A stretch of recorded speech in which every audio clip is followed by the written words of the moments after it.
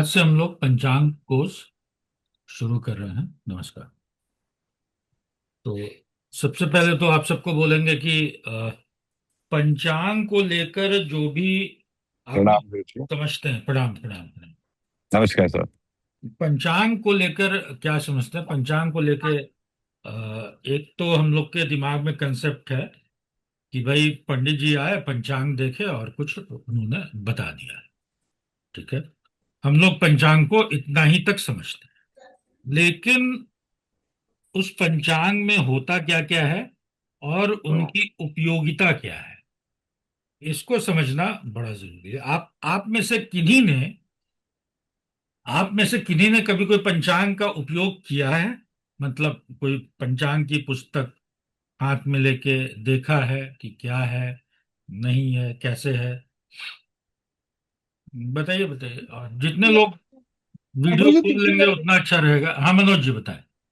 तिथि वगैरह देखी है पंचांग में, और उसका जो जैसे पंडित जी बता रहे होते थे गुण वगैरह मिलाने के लिए, ग्रह मैत्री वगैरह मिलाने के लिए, ठीक है। वो थोड़ा देखा हुआ है बस। ग्रह मैत्री मिलाने के लिए और गुण मिलाने के लिए देखा, हाँ जी। मतलब कि जिसको अष्टकूट मिलान बोलते हैं, शादी में हाँ जो जी, गुण मिलान होता है। बस वो उसी उसके के लिए ज्यादा उपयोग उसके होगी। और पंचांग में क्या क्या चीजें होती हैं? अगर पंचांग पुस्तक की हम लोग बात करें तो हाँ जी। उसमें क्या क्या चीजें हाँ, होती हैं? उसमें तिथि हो गया, तिथि के हिसाब से होरा वगैरह सब आ जाएगा। होरा वगैरह आ जाएगा, लगन आ जाएगा। हाँ जी। और पहले जो कुंडली बनती थी, जो हाथ से बनती थी, अब आज के डेट में हम लोगों के पास सॉफ्टवेयर आ गया है ना? लेकिन पहले जो कुंडली बनती थी वो पंचांग के माध्यम से ही बनती थी। पंडित जी समय लेते थे कि भाई आप उनके पास गए आज कि भाई मुझे 1970 में इस व्यक्ति का फलाने फलाने दिन जन्म हुआ, इस दिन का पंचांग मुझे, इस दिन की मुझे कुंडली बनवानी है। अब पंडित जी के पास सॉफ्टवेयर तो है नहीं। तो पहले के जो पंडित जी लोग होते थे उनके यहाँ पैतृक रूप से, मतलब पैतृक संपदा के रूप में पंचांग सौंप दिया जाता था। ठीक है, तो वो 1970 का पंचांग निकालेंगे। ठीक है, और उसके हिसाब से वो आपकी कुंडली बना के देते थे। तो उसमें एक दो दिन का समय लगता था। क्यों समय लगता था, बताइए।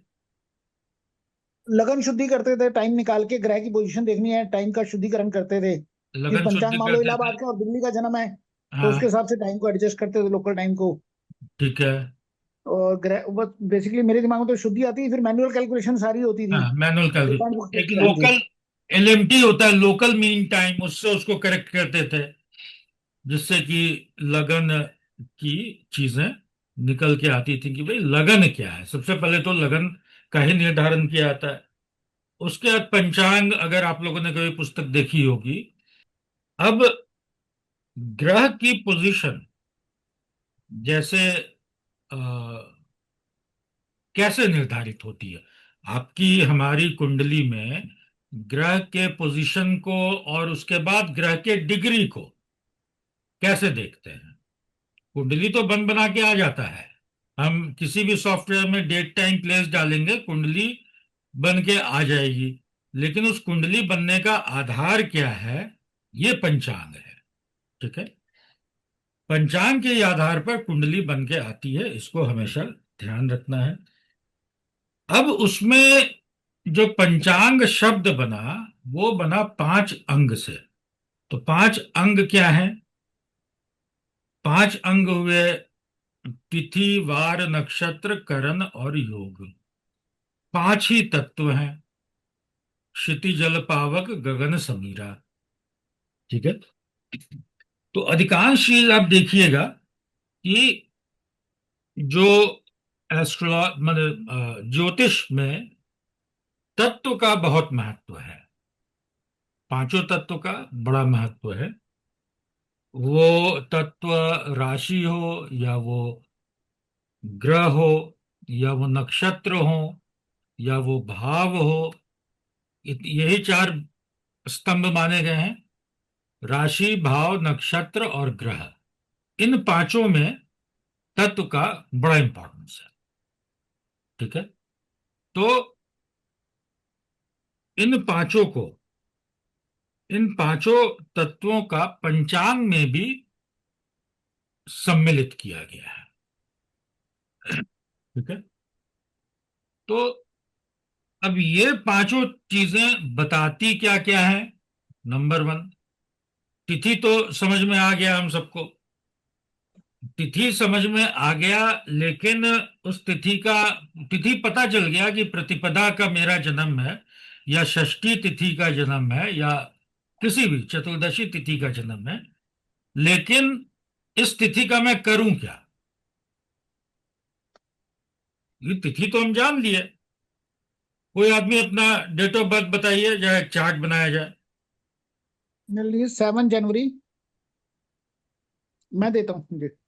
कोई नए आदमी ने, मनोज जी आपका हम लोग बहुत बार चर्चा कर चुके हैं, नहीं, मतलब। चार्ट मेरा बनाया नहीं गुरुजी कभी भी आज अच्छा तक। ठीक है, चलिए। हाँ जी। अच्छा, मनोज जी का ही ले लो। हाँ, मनोज जी का ही ले रहे हैं। हाँ बताइए कितना है? 7 जनवरी 7 जनवरी। 1964। जी, टाइम? 0040, 0030 आवर्स, दिल्ली। मतलब रात के 12:30 बजे। हाँ जी। ठीक है। और दिल्ली का है। ये चार्ट है आपका? हाँ जी। ठीक है। तो इसमें हम लोगों को क्या पता चला कि भाई ये कन्या लगन की कुंडली है, और कन्या राशि की कुंडली है। ठीक है। अब बाकी हम लोग को पता चल गया कि भाई कौन से ग्रह कहाँ पर बैठे हुए हैं। राहु उच्च के हैं या मूल त्रिकोण के हैं, जो भी कह लें। गुरु स्व राशि के हैं। ठीक है। मंगल उच्च के हैं, शनि स्वगृही है। मंगल और शनि के बीच में शुक्र आ गए हैं। ठीक है, जो भी पोजीशनिंग हम लोग को है वो पता चल गई। जी। लेकिन ये पोजीशन आई, भाई क्यों? क्योंकि 7 जनवरी 1964 को रात के हाँ, वो कितने थाला बजे, भर के बजा 12:30 बजे इनका, देगा। सब लोग म्यूट कर लीजिए प्लीज, 12:30 बजे इनका जन्म हुआ। अब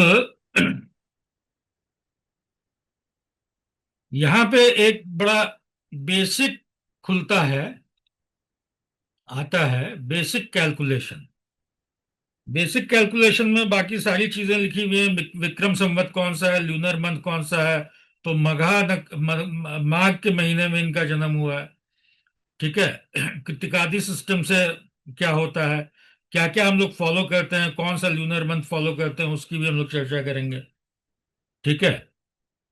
फिर सन उत्तरायण में है, दक्षिणायन में है, सीजन क्या था, पक्ष क्या था, कृष्ण पक्ष था। तो अच्छा, कृष्ण पक्ष था ये हम लोग कैसे समझेंगे? कोई मतलब पुराने विद्यार्थी छोड़ के और कोई बता सकते हैं? इस चार्ट को देख के हम लोग कैसे समझेंगे कि ये कृष्ण पक्ष है?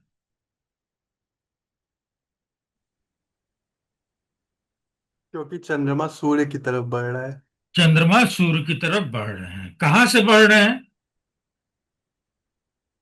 सप्तम भाव से, सूर्य से सप्तम भाव सूर्य में। के सप्तम भाव से चंद्रमा इधर बढ़ रहे हैं, तो ये कृष्ण पक्ष के चंद्रमा है। ठीक है। अब ये तो हम लोग को पता है कि ये रात्रि का जन्म है। अदरवाइज अगर केवल ये चार्ट आ जाएगा, तो क्या हम लोग समझ पाएंगे कि ये रात्रि का जन्म है?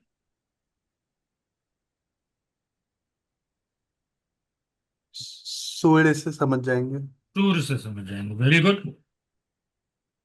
क्योंकि सूर्योदय के समय सूर्य, ये कुंडली का की पूर्व दिशा है, ये दक्षिण दिशा है, ये पश्चिम दिशा है, और ये उत्तर दिशा है।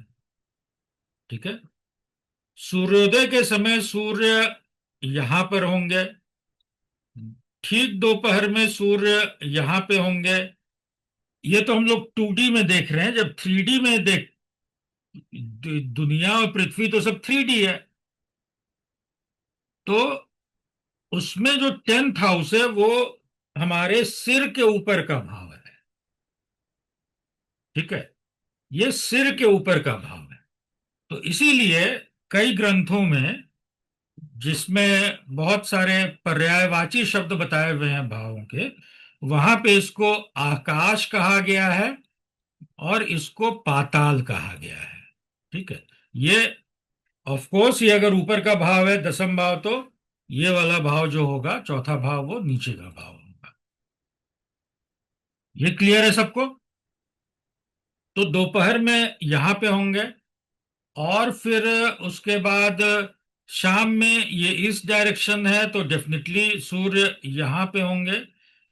ये यहां पे सप्तम भाव में सूर्य अस्त हो जाते हैं। फिर सूर्य का मूवमेंट कैसे है, ऐसे हो रहा है। फिर ये करीब मिडनाइट का भाव है। फिर मिडनाइट से ऐसे चले तो ये सूर्योदय का भाव है। ठीक है, अब हमारा दिन कब बदलता है ये बताइए।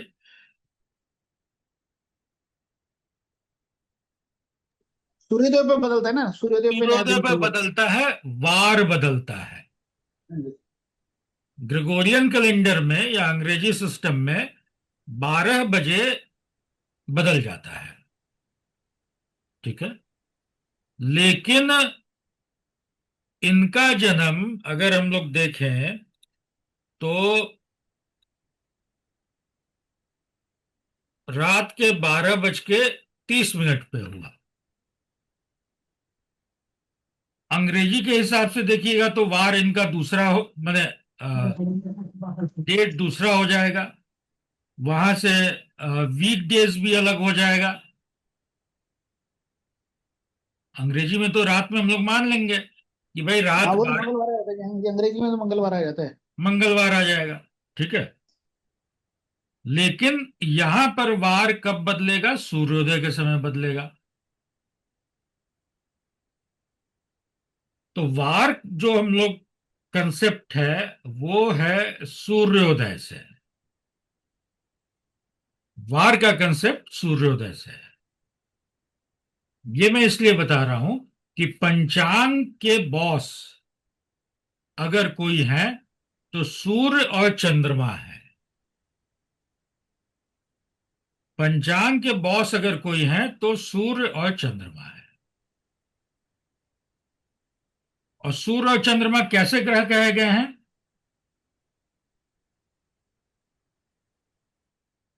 प्रकाश, प्रकाश ग्रह। प्रकाश ग्रह कहे गए हैं। जी बिल्कुल। प्रकाश ग्रह मतलब जो जीवन में, संसार में, वो प्रकाशित करने का काम करते हैं, हमें एक दृष्टि देने का काम करते हैं। इसीलिए आप सबको पता होगा कि आंख के कारक ग्रह सूर्य और चंद्रमा है। दाई आंख के कारक ग्रह सूर्य हैं और बाई आंख के कारक ग्रह चंद्रमा कहे गए हैं। तो ये वाला विजन तो है ही है, जो आंख वाला विजन है, देखने का विजन तो है ही है। ये वो विजन भी बताता है जो हमारे मन और हमारी आत्मा देखने का प्रयास करती है या कर सकती है। या सूर्य और चंद्रमा, अगर दूसरे शब्दों में कहें तो, हमारे अंतर्मन को और आत्मा के अंतःकरण को बताने का काम करते हैं कि भाई कुंडली में सूर्य और चंद्र कैसी स्थिति में है। वैसा ही हमारा मन होगा और हमारी आत्मा का अंतर्मन होगा या हमारा अंतर्मन। ठीक है, लगन कितने प्रकार के होते हैं बताइए जरा आप लोग। एक तो लगन हो गया, जो अभी हमने देखा है कि भाई कन्या लगन है। बारह बारह। दूसरा जो बड़ा इंपॉर्टेंट होता है, चंद्र सूर्य लगन, लगन।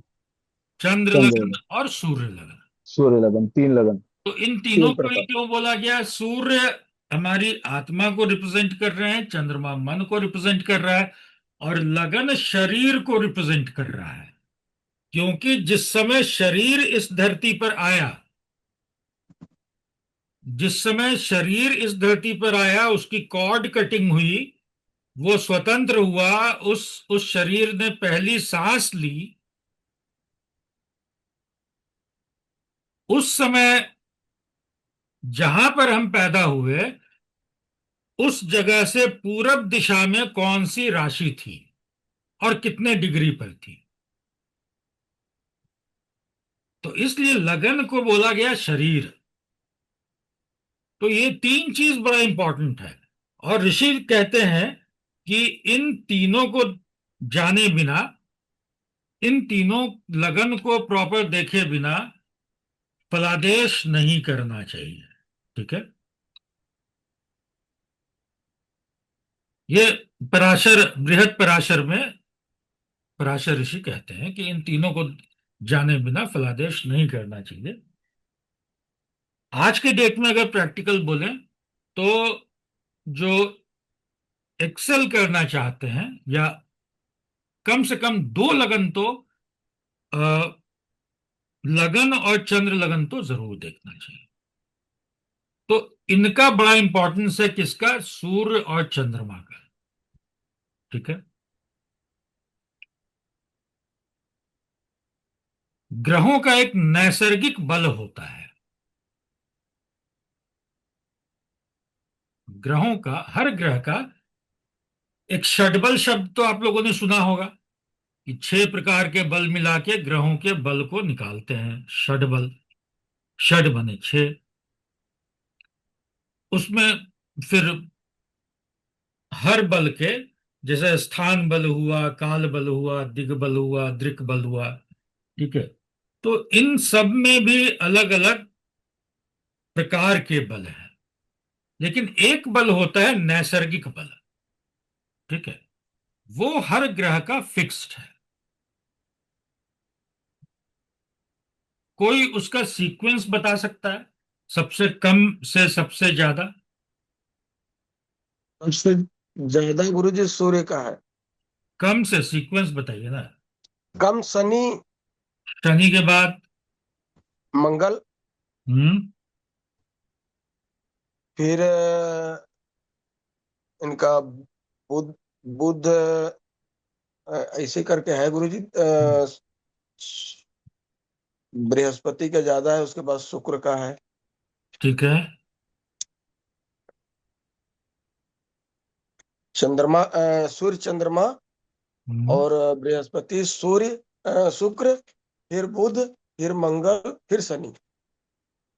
हम्म। ऐसे सबसे ज्यादा से ज्यादा? कम बताए। और कोई बताएंगे? ये मैं इसलिए बता रहा हूं तो कि शुक्र का सबसे ज्यादा है ना गुरुजी इसमें। शनि, मंगल, बुध, हाँ, उसके बाद गुरु। गुरु, फिर शुक्र, फिर गुरु से चंद्रमा, ज्यादा फिर सूर्य। शुक्र। ये मैं बल की बात कर रहा हूं, याद रखिएगा, ये शुभता की बात नहीं कर रहा हूं। हम्म। बल और शुभता दोनों में अंतर है। ठीक है। तो शनि, मंगल, बुध, गुरु, शुक्र, गुरु। चंद्र और सूर्य। तो चंद्र और सूर्य सबसे बलशाली ग्रह है। सबसे बलशाली सूर्य हुए, उसके बाद चंद्र हो गए। तो इसका मतलब कि चंद्रमा और सूर्य किसी की कुंडली में अगर कमजोर है, पीड़ित है। कमजोर पीड़ित कैसे होता है, ये शायद आप सबको मालूम होगा। अगर किसी को नहीं पता है तो हम लोग कोर्स में इसकी डिटेलिंग थोड़ी सी जरूर करेंगे। अगर कमजोर है, पीड़ित है, तो कुंडली का ओवरऑल जो परफॉर्मेंस है वो थोड़ा कम हो जाता है, भले ही कई सारे राजयोग हों। ठीक है।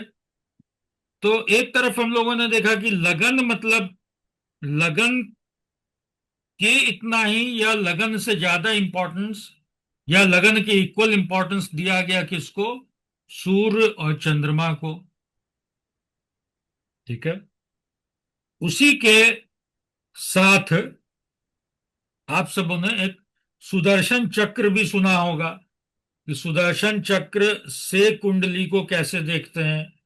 हो सकता है बहुत लोगों ने नहीं सुना हो या नहीं देखा हो। तो मैं एक मिनट, मैं यहाँ पे देखता हूं कहाँ पे आता है सुदर्शन चक्र।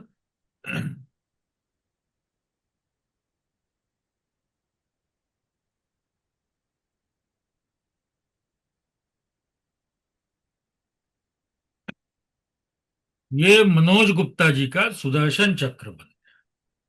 सुदर्शन चक्र मतलब कि ये सबसे नीचे वाला लगन है, ये चंद्र लगन है।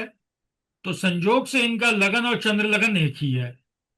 मैंने ये फर्स्ट हाउस हो गया, जिसको हम लोग कहेंगे ये फर्स्ट हाउस हो गया, ये भी फर्स्ट हाउस हो गया, और चूंकि सूर्य 9वीं राशि में बैठे हैं ये भी फर्स्ट हाउस हो गया।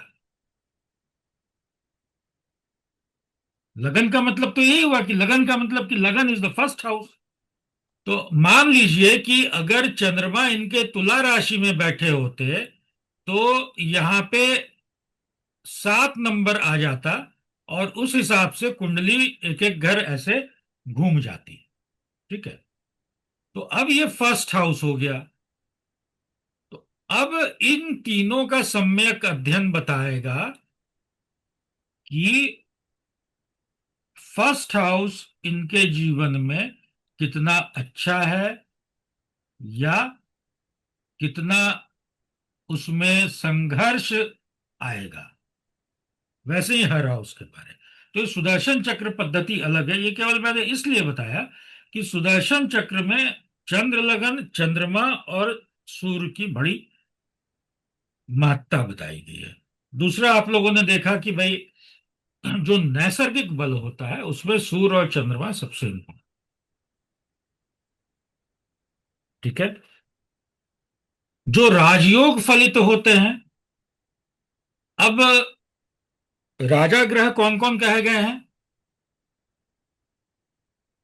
हर ग्रह की, सभी 9 ग्रह की, सभी 7 ग्रह की या 9 ग्रह बोल दीजिए, उनको बहुत तरह से डिवीजन उनका किया गया है, बहुत तरह से उनको डिफाइन किया गया है। लेकिन एक मंत्रिमंडल वाला उनका भी डिवीजन है, जिसमें सूर्य को राजा बोला गया, चंद्रमा को रानी बोला गया, मंगल को सेनापति बोला गया, बुध को राजकुमार बोला गया, शुक्र मंत्री है, गुरु गुरु है या कई ग्रंथों में उनको मंत्री भी बोला गया है, शनि को सेवक कहा गया है, और राहु केतु को शनि के अनुचर के रूप में रख दिया गया है, उनके मतलब सबॉर्डिनेट के रूप में रखा गया है। तो राजयोग व्यक्ति के जीवन में बड़े होते हैं। बहुत व्यक्ति के की कुंडली में आप देखिएगा कि फलाने की कुंडली में तो राजयोग दिख रहा है, केंद्र और त्रिकोण का संबंध बन रहा है, राजयोग है, लेकिन उसके जीवन में वैसा राजा जैसी कोई बात दिखती नहीं है। या वैसा, अब राजा तो आज के डेट में होते नहीं है। राजा मतलब कि वैसे ही समृद्धि, वैसा वैभव, वैसा सुख, वैसा यश मान सम्मान नहीं दिख पाता है। अच्छा, हमारे ऑफिस में दिक्कत हो रही, आप हेड ऑफिस को कॉल करके बता दो। अच्छा, नंबर क्या है? अच्छा देखो। तो इसका सबसे बड़ा रीजन क्या होता है कि भाई राजा, राजयोग तो है, लेकिन राजा बनाने का कारक कौन सा ग्रह है? सूर्य और चंद्रमा है। सूर्य और चंद्रमा अगर अच्छी स्थिति में नहीं है तो राजयोग फलित नहीं होता है। और भी कई फैक्टर्स हैं अलग अलग योगों के फलित होने। ठीक है। तो राजयोग के लिए सूर्य और चंद्रमा का बलवान होना इज वेरी इंपॉर्टेंट। बलवान केवल इसीलिए नहीं कि वो उच्च के हो गए तो बलवान हो गए, वो एक फैक्टर है, याद रखें। और भी कई फैक्टर होते हैं बलवान होने के या निर्बल होने के। उन मल्टीपल फैक्टर्स को मिला के समझा जाता है। तो ये तीन चार जगह हम लोगों ने सूर्य और चंद्रमा की महत्ता समझी। एक तो हमारे जीवन में प्रकाश देने का काम करते हैं, या फिजिकल भौतिक जीवन हो, या मन का जीवन हो, या आत्मा का जीवन हो, उसमें प्रकाश देने का काम करते हैं। Number one. सबसे ज्यादा नैसर्गिक बल होता है इनको, जो कि होता ही होता है हर के चार्ट में। वो ऐसा नहीं कि मेरे चार्ट में कुछ और होगा और आपके चार्ट में कुछ और होगा, सब व्यक्ति के चार्ट में वो फिक्स है। नैसर्गिक बल सबसे ज्यादा होता है।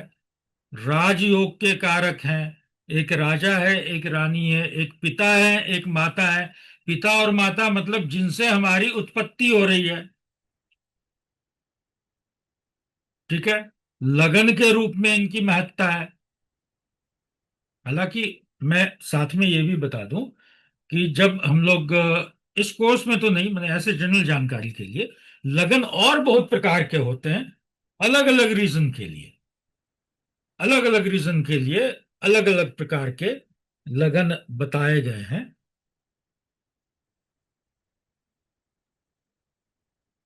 अलग किसी चीज को देखना है, जैसे घटी लगन, विघटी लगन, होरा लगन, ठीक है, पद लगन, आरूढ़ लगन, कई तरह के लगन होते हैं, 7-8 तरह के लगन होते हैं। तो उन सबकी अलग अलग उपयोगिता है कि कहाँ पे उनका उपयोग करना है, कैसे उसका उपयोग करना है, क्यों उनका उपयोग करना है। उन सबको विशेष लगन नाम से बताया गया है, उनकी चर्चा की है। तो लेकिन ये 3 लगन जो बताए गए, ये बड़े बेसिक लगन बताए गए कि इन 3 लगन को देख के समझना चाहिए। तो सूर्य और चंद्रमा को मैं इतना इंपॉर्टेंस इसलिए दे रहा हूं क्योंकि पूरा का पूरा पंचांग, हो सकता है बहुत लोगों को पता हो, इन्हीं से निर्मित है। पांचों अंग का निर्माण इन्हीं सूर्य और चंद्रमा से हो रहा है। तो पता चला कि सूर्य तो उच्च के हैं या चंद्रमा तो उच्च के हैं,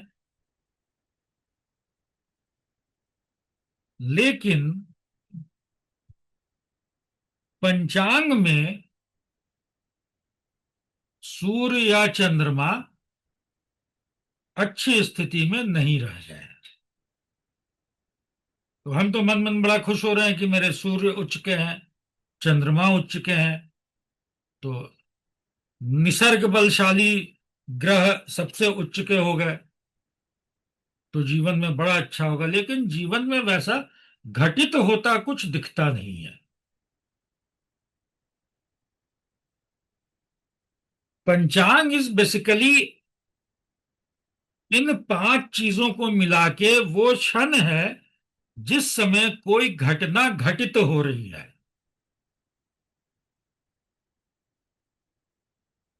या अगर उस समय मैं वो काम करूं तो वो अच्छे तरीके से संपन्न होगा, जिसको मुहूर्त नाम बोला गया। मुहूर्त भी आप पंचांग से ही देखते हैं, मुहूर्त भी आप पंचांग से देखते हैं। और इन्हीं 5 चीजों से, वहां भी इन्हीं 5 चीजों को देखते हैं, और कुंडली को समझने में भी इन्हीं 5 चीजों को पंचांग के रूप में सबसे पहले देखते हैं। आप सबके पास, हम लोग, मैं जिस उम्र का हूं, बहुत सारे लोग मुझे इस उम्र के दिख रहे हैं, तो जिनके पास भी हाथ से बना हुआ पुराना पंचांग हो, बहुत लोगों के पास होगा।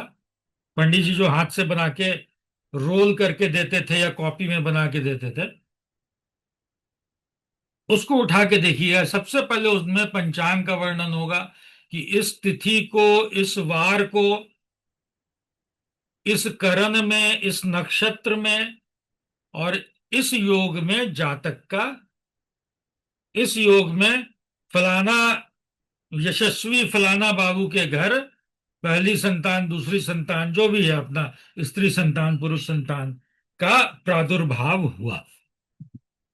महीना महीना सब लिखा रहता है, ठीक है, पक्ष भी लिखा रहता है। तो वहीं से इसकी कहानी शुरू हुई। लेकिन हुआ क्या कि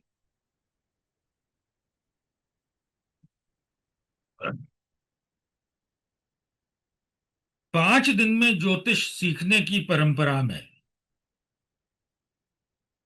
5 दिन में आपको मास्टर बना देंगे, 3 दिन में तो पक्का मास्टर बना देंगे, ठीक है। अभी मैंने 99 रुपए दे के मैंने कोर्स ज्वाइन किया है जिसमें 3 दिन में मास्टर बना रहा है। तो मैं ऐसा ऐसा कोर्स ज्वाइन करते रहता हूं कि देखूं भाई कैसे 3 दिन में मास्टर बनाते हैं। और मैं उसमें चुपचाप, या तो चुपचाप बैठता हूं या बिल्कुल नए व्यक्ति की तरह बैठता हूं और वैसे ही सवाल करता हूं। तो मैं जानना चाहता हूँ भाई 3 दिन में अगर सही में आदमी मास्टर बन जाता है तो मैं भी बेकार इतना मेहनत कर रहा हूँ या पढ़ रहा हूँ, या विद्यार्थियों को मैं बेकार इतनी मेहनत करा रहा हूँ। मैं भी 3 दिन वाला कोर्स लाऊं, 99 रुपए का वेबिनार करके, 2 दिन का, बल्कि 2 दिन का है, 22-23 का, 2 दिन का कोर्स लाऊं और सब लोग, मैं भी मौज करूं, वो लोग भी मौज करें। खैर, तो इस तरह की जो परंपरा चली, नंबर 1। नंबर 2, कि जो शास्त्रीय परंपरा छूट गई, ज्योतिष को, संस्कृत को बड़ा तिरस्कृत रूप में देखा जाने लगा। एक दौर ऐसा था। बाद में बहुत सारे विद्वज्जन हमारे हुए जिन्होंने ज्योतिष को नए लाइट में, नए तरीके से लेकर आए।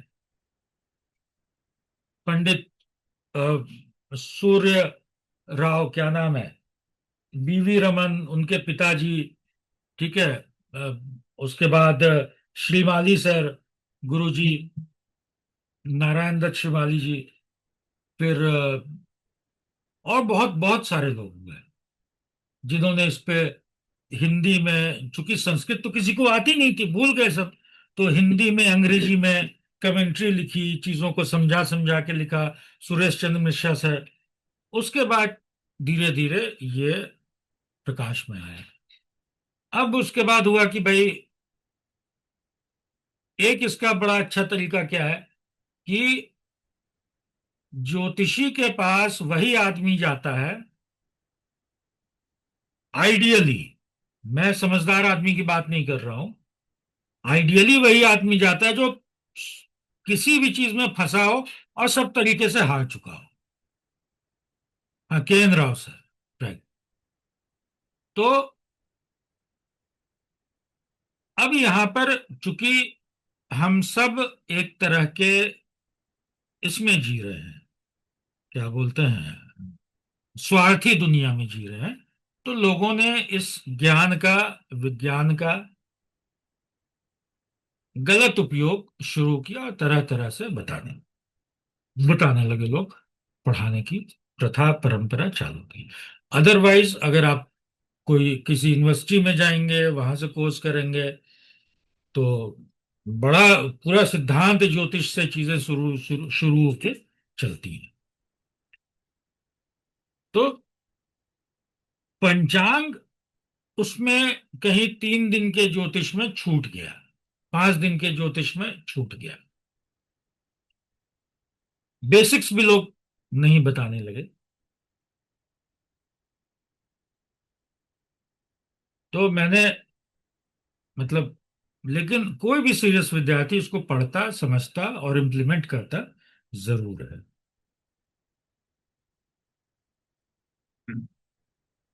ठीक है। तो यहां पर मेरे विचार से पंचांग को समझना सूर्य और चंद्रमा को सही तरीके से समझने का सूर्य चंद्रमा को और सूर्य चंद्रमा के डिफरेंट एस्पेक्ट्स को समझने का एक बड़ा ही इंपॉर्टेंट तरीका है।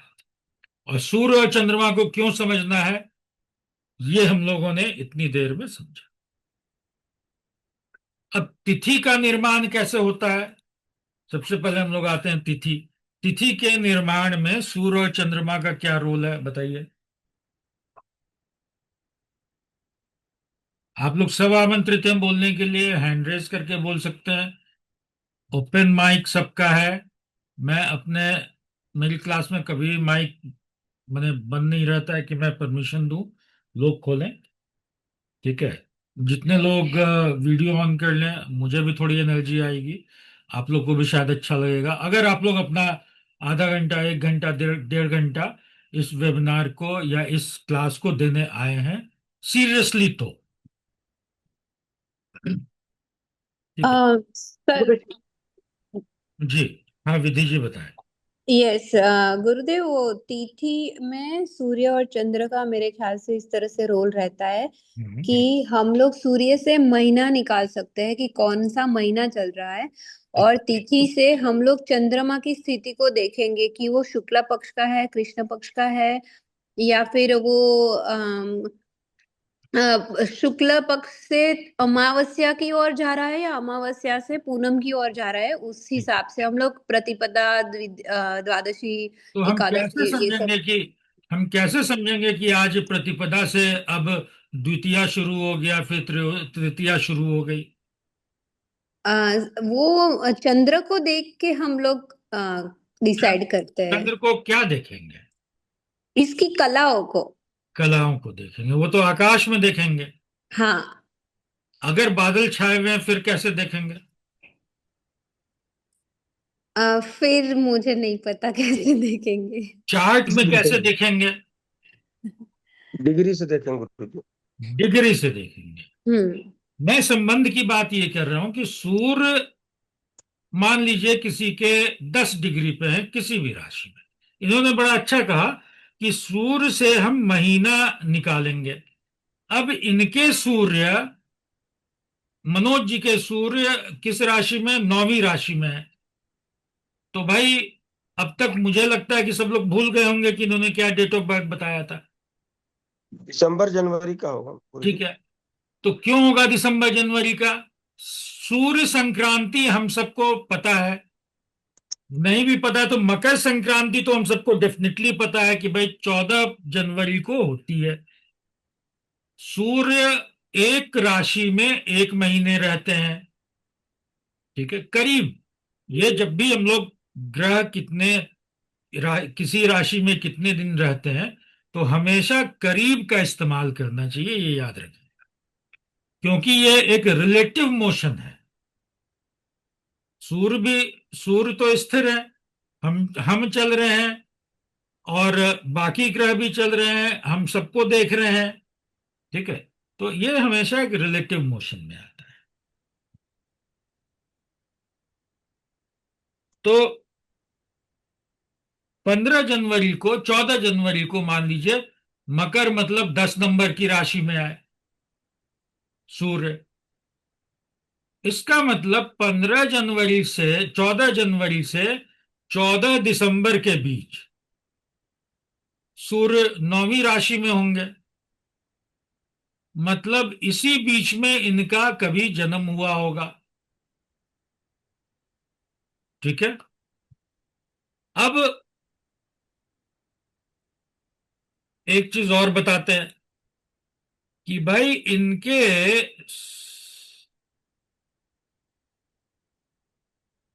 सूर्य की डिग्री है 22 डिग्री, ठीक है। तो अगर, अच्छा ये भी आपको बता दें कि जरूरी नहीं है कि हर महीने के 14 तारीख को ही संक्रांति हो। सूर्य संक्रांति, संक्रांति का मतलब होता है ट्रांजिशन। एक हम लोग मान के चलते हैं कि 14 तारीख को सूर्य कहाँ थे? 14 डिग्री 14 दिसंबर को 14 डिग्री धनु में आए। क्लियर है? 14 दिसंबर से 14 जनवरी वो धनु में रहे, तो 14 डिग्री को धनु में आए। एक दिन में सूर्य 1 डिग्री चलते हैं, करीब 1 डिग्री चलते हैं। 58 मिनट से लेके 1 डिग्री 2 मिनट तक चलते हैं। ठीक है, तो ये 22 डिग्री चले, तो इसका मतलब 14 तारीख में 22 डिग्री मतलब 22 दिन अगर जोड़ेंगे, तो 14 दिसंबर में 22 जोड़ेंगे तो कितना होगा, कितनी तारीख होगी? 15, 16, 17, 18, 19, 20, 21, 22, 23, 24, 25, 26, 27, 28, 29, 30, 31, 1, 2, 3, 4, 5, 7 जनवरी का इनका जन्म है। ठीक है, तो हो सकता है कि जो धनु संक्रांति हुई हो वो 15 को हुई हो, 16 को हुई हो, तो ऑलमोस्ट आप डेट के आसपास सूर्य की डिग्री को देख के चले आएंगे। अब यहां पर जैसा वेदिका विधि जी ने कहा, मैं जाता हूं यहां पे चेंज टाइम टूल में जाता हूं, मैं थोड़ा सा इनको 1 दिन पीछे करता हूं।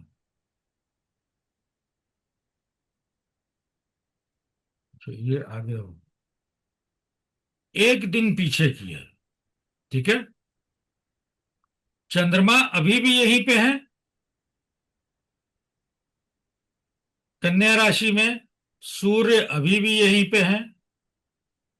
मैं इनको करीब 1 दिन और पीछे करता हूं, और मैंने 48 घंटे पीछे कर दिया। ठीक है, 48 घंटा में मैं 1 घंटा आगे बढ़ाता हूं, दो, थोड़ा सा मैंने आगे बढ़ाया, अरे सॉरी,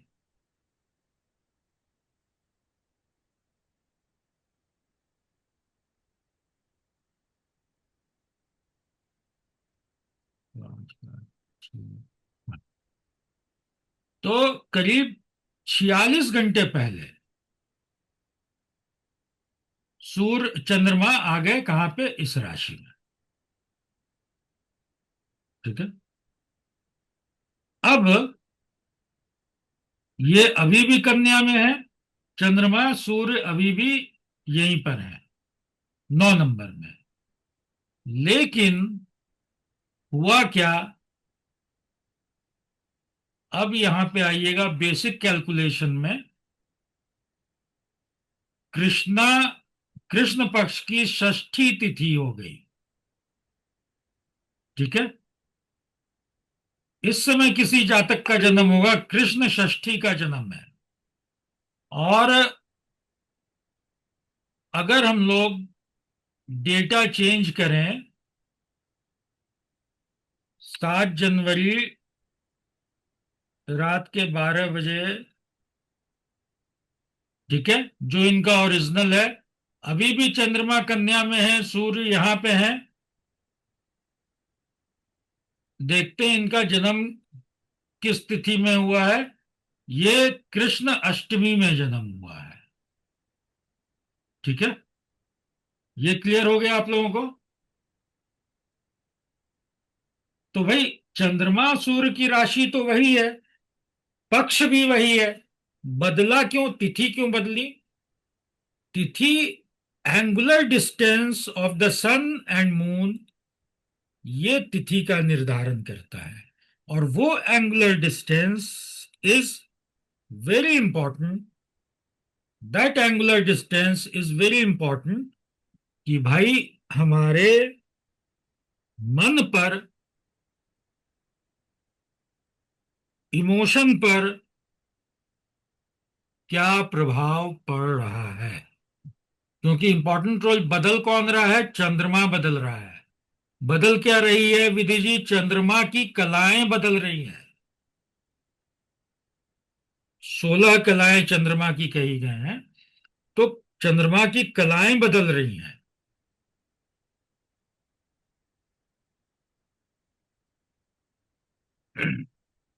भगवान श्री राम को 12 कलाओं से परिपूर्ण कहा जाता है और कृष्ण को 16 कला वाले कहे जाते हैं।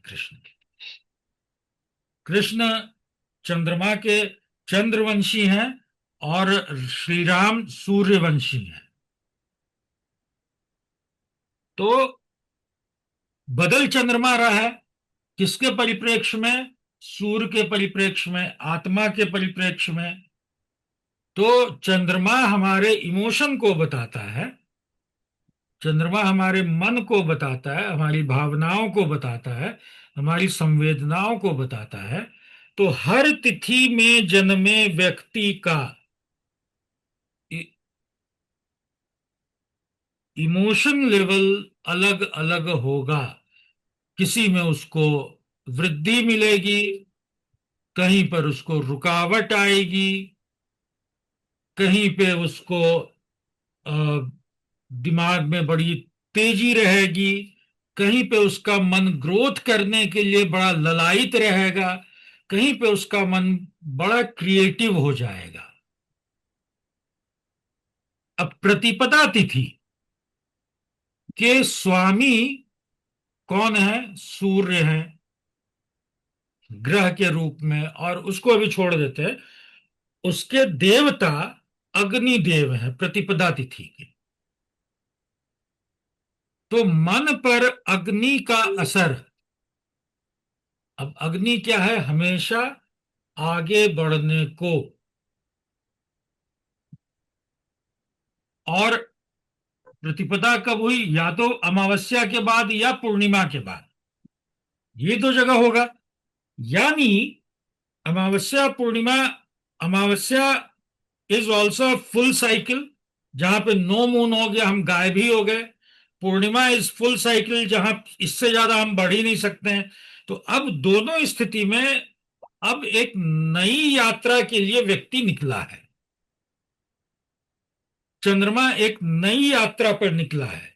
या तो जहां पर उसने पूर्णता प्राप्त कर ली, वहां से अब नई यात्रा पे निकला, और जहां पे उसने अपना सब कुछ खो दिया, अपना अस्तित्व ही खो दिया, वहां से नई यात्रा पर निकला। तो उसके अंदर एक फायर है, एक अग्नि है, एक डिजायर है टू परफॉर्म।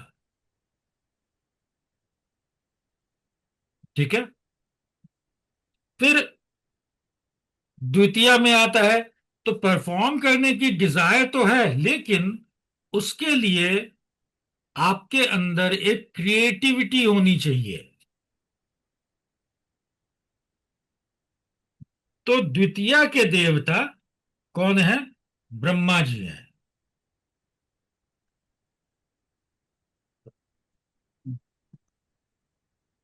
द्वितीय के देवता ब्रह्मा जी हैं। अब ब्रह्मा जी से क्या मतलब है? ब्रह्मा जी से मतलब है कि ब्रह्मा जी ने सृष्टि का निर्माण किया था। तो निर्माण शक्ति ऐसे व्यक्ति के मन में होती है। इस व्यक्ति का, प्रतिपदा वाले व्यक्ति का सोल डिजायर, मतलब मन डिजायर खूब तरक्की करने का होगा, कुछ नया करने का होगा, लड़ने भिड़ने आगे बढ़ने का होगा, हर अवरोध को तोड़ने का होगा। और द्वितीय वाले के अंदर कुछ नया क्रिएट करना उसका सोल डिजायर। तो एक तो ये सब देवता जो हैं इनकी अ, सभी 16 तिथि, दोनों पक्ष में तिथि का नाम सेम है, केवल कृष्ण पक्ष और शुक्ल पक्ष लग जाता है। वैसे प्रतिपदा से चतुर्दशी तक है। तो ये 14 तिथि हो गई, 14 14 28, और फिर एक पूर्णिमा, एक अमावस्या। अब अमावस्या तिथि के देवता कौन है? राहु ग्रह। इसीलिए राहु को, अमावस्या को पितरों का दिन कहा गया है, पितरों का दिन कहा गया है। और इस दिन क्या है, सूर्य और चंद्रमा, मन और आत्मा का भी संपूर्ण मिलन हो रहा है। खैर, तो तिथि हमारे मन, इमोशन, भावनाएं, हमारे रिलेशनशिप, इन सब चीजों को बड़ा डोमिनेट करती है। कई बार कुंडली में आप देखिएगा कि भाई सेवंथ हाउस भी अच्छा है, सेवंथ लॉर्ड भी अच्छा है, शुक्र भी अच्छे हैं, या फोर्थ हाउस भी अच्छा है, फोर्थ लॉर्ड भी अच्छे हैं, चंद्रमा भी अच्छे दिख रहे हैं, लेकिन फिर भी न जीवन में मानसिक शांति है, न रिलेशनशिप अच्छे चल रहे हैं। So, तिथि हैज अ वेरी इंपॉर्टेंट। अब तिथि आपको मिल गई रिक्ता तिथि। अब तिथि का एक क्लासिफिकेशन तो हम लोगों ने क्या जाना कि भाई प्रतिपदा से चतुर्दशी, पूर्णिमा और अमावस्या। एक मिनट,